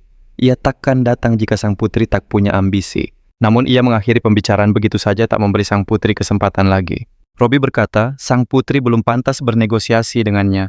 Ia menyuruhnya kembali saat sudah punya kekuatan. Setelah itu, sosoknya menghilang, ternyata itu hanya hologram. Para pengawal geram dengan kesombongan sang baron. Tapi sang putri menyuruh mereka diam, ia setuju dengan perkataan baron. Saat sang putri pergi, seseorang mengawasi dari jendela. Itu Baron Robbie, yang asli tubuhnya penuh luka, ditemani pelayannya. Pelayannya mencoba menenangkannya. Ia telah berusaha menghormati kunjungan sang putri. Ternyata, ia diserang pasukan iblis saat membuka rute dagang baru. Robbie berpikir sang ratu pasti akan lebih waspada sekarang. Tingkat kerusakan di kerajaan memang mengkhawatirkan. Beberapa hari kemudian, para pengawal cemas karena sang putri tak juga keluar dari kamarnya. Mereka hanya bisa meninggalkan makanan di depan pintu. Setelah mereka pergi, sang putri menghela napas. Pandangannya beralih ke jendela, dan ia melihat seseorang. Di bawah sinar rembulan, ia melihat Bei. Pemuda itu tersenyum, dan mengundangnya untuk naik. Sang putri pun menatapnya. Tanpa ragu, Mina menyambut uluran tangannya terbang bersama di atas kuda agung milik Bei. Pipi Mina bersemu merah saat Bei memintanya berpegangan erat. Petualangan malam mereka pun dimulai. Di bawah sinar rembulan, mereka melintasi danau yang tenang, lalu disambut cahaya kunang-kunang di hutan ajaib. Langit kota menjadi saksi kebahagiaan mereka. Senyum tulus di wajah Mina membuat Bei ikut merasa lega. Dari puncak gunung Bei bertanya, "Apa kau merasa lebih baik?" Hati Mina tersentuh oleh perhatian tulusnya. "Berkat kau, aku sejenak bisa melupakan bebanku, aku Mina." Bei lalu mengalihkan topik pembicaraan pada Duce Elena. Keagungan Star Glory takkan terkalahkan olehnya. Ujar Bei memberikan kata-kata yang menjadi kekuatan bagi sang putri. Mina merasa kehadiran Bei adalah sebuah anugerah dari langit. Ia pun hampir saja mengungkapkan isi hatinya. Namun sebuah suara tiba-tiba memecah keheningan. Setelah malam itu, Bei kembali menemui Mina dan para pengawalnya. Para pengawal takjub karena Bei mampu menaklukkan Raja Iblis. Mina pun terkesan, namun khawatir akan kekacauan yang timbul. Merasa jengah Kama merapal mantra yang membuat para pengawal terperangah. Kama pun mengubah wujudnya. Bei memintanya untuk tampil lebih sederhana agar tak menarik perhatian. Penampilan yang mencolok bisa menimbulkan masalah. Kama menurut lalu Bei melanjutkan diskusi penting dengan sang putri. "Aku tahu situasi kalian," kata Bei. "Kalian tak bisa selamanya bergantung pada orang lain." Harry menyebut soal memanfaatkan pengaruh Baron untuk mencari info tentang Restoration. Bei menduga sang Baron terlibat. Sebuah kelompok rahasia yang bergerak dalam bayang-bayang. Bei pun menyusun rencana pancing mereka agar keluar. Grey menganggapnya ide gila, namun Bei yakin mereka bisa menggunakan reputasi sang putri untuk keuntungan mereka. Bei menolak cara-cara lama.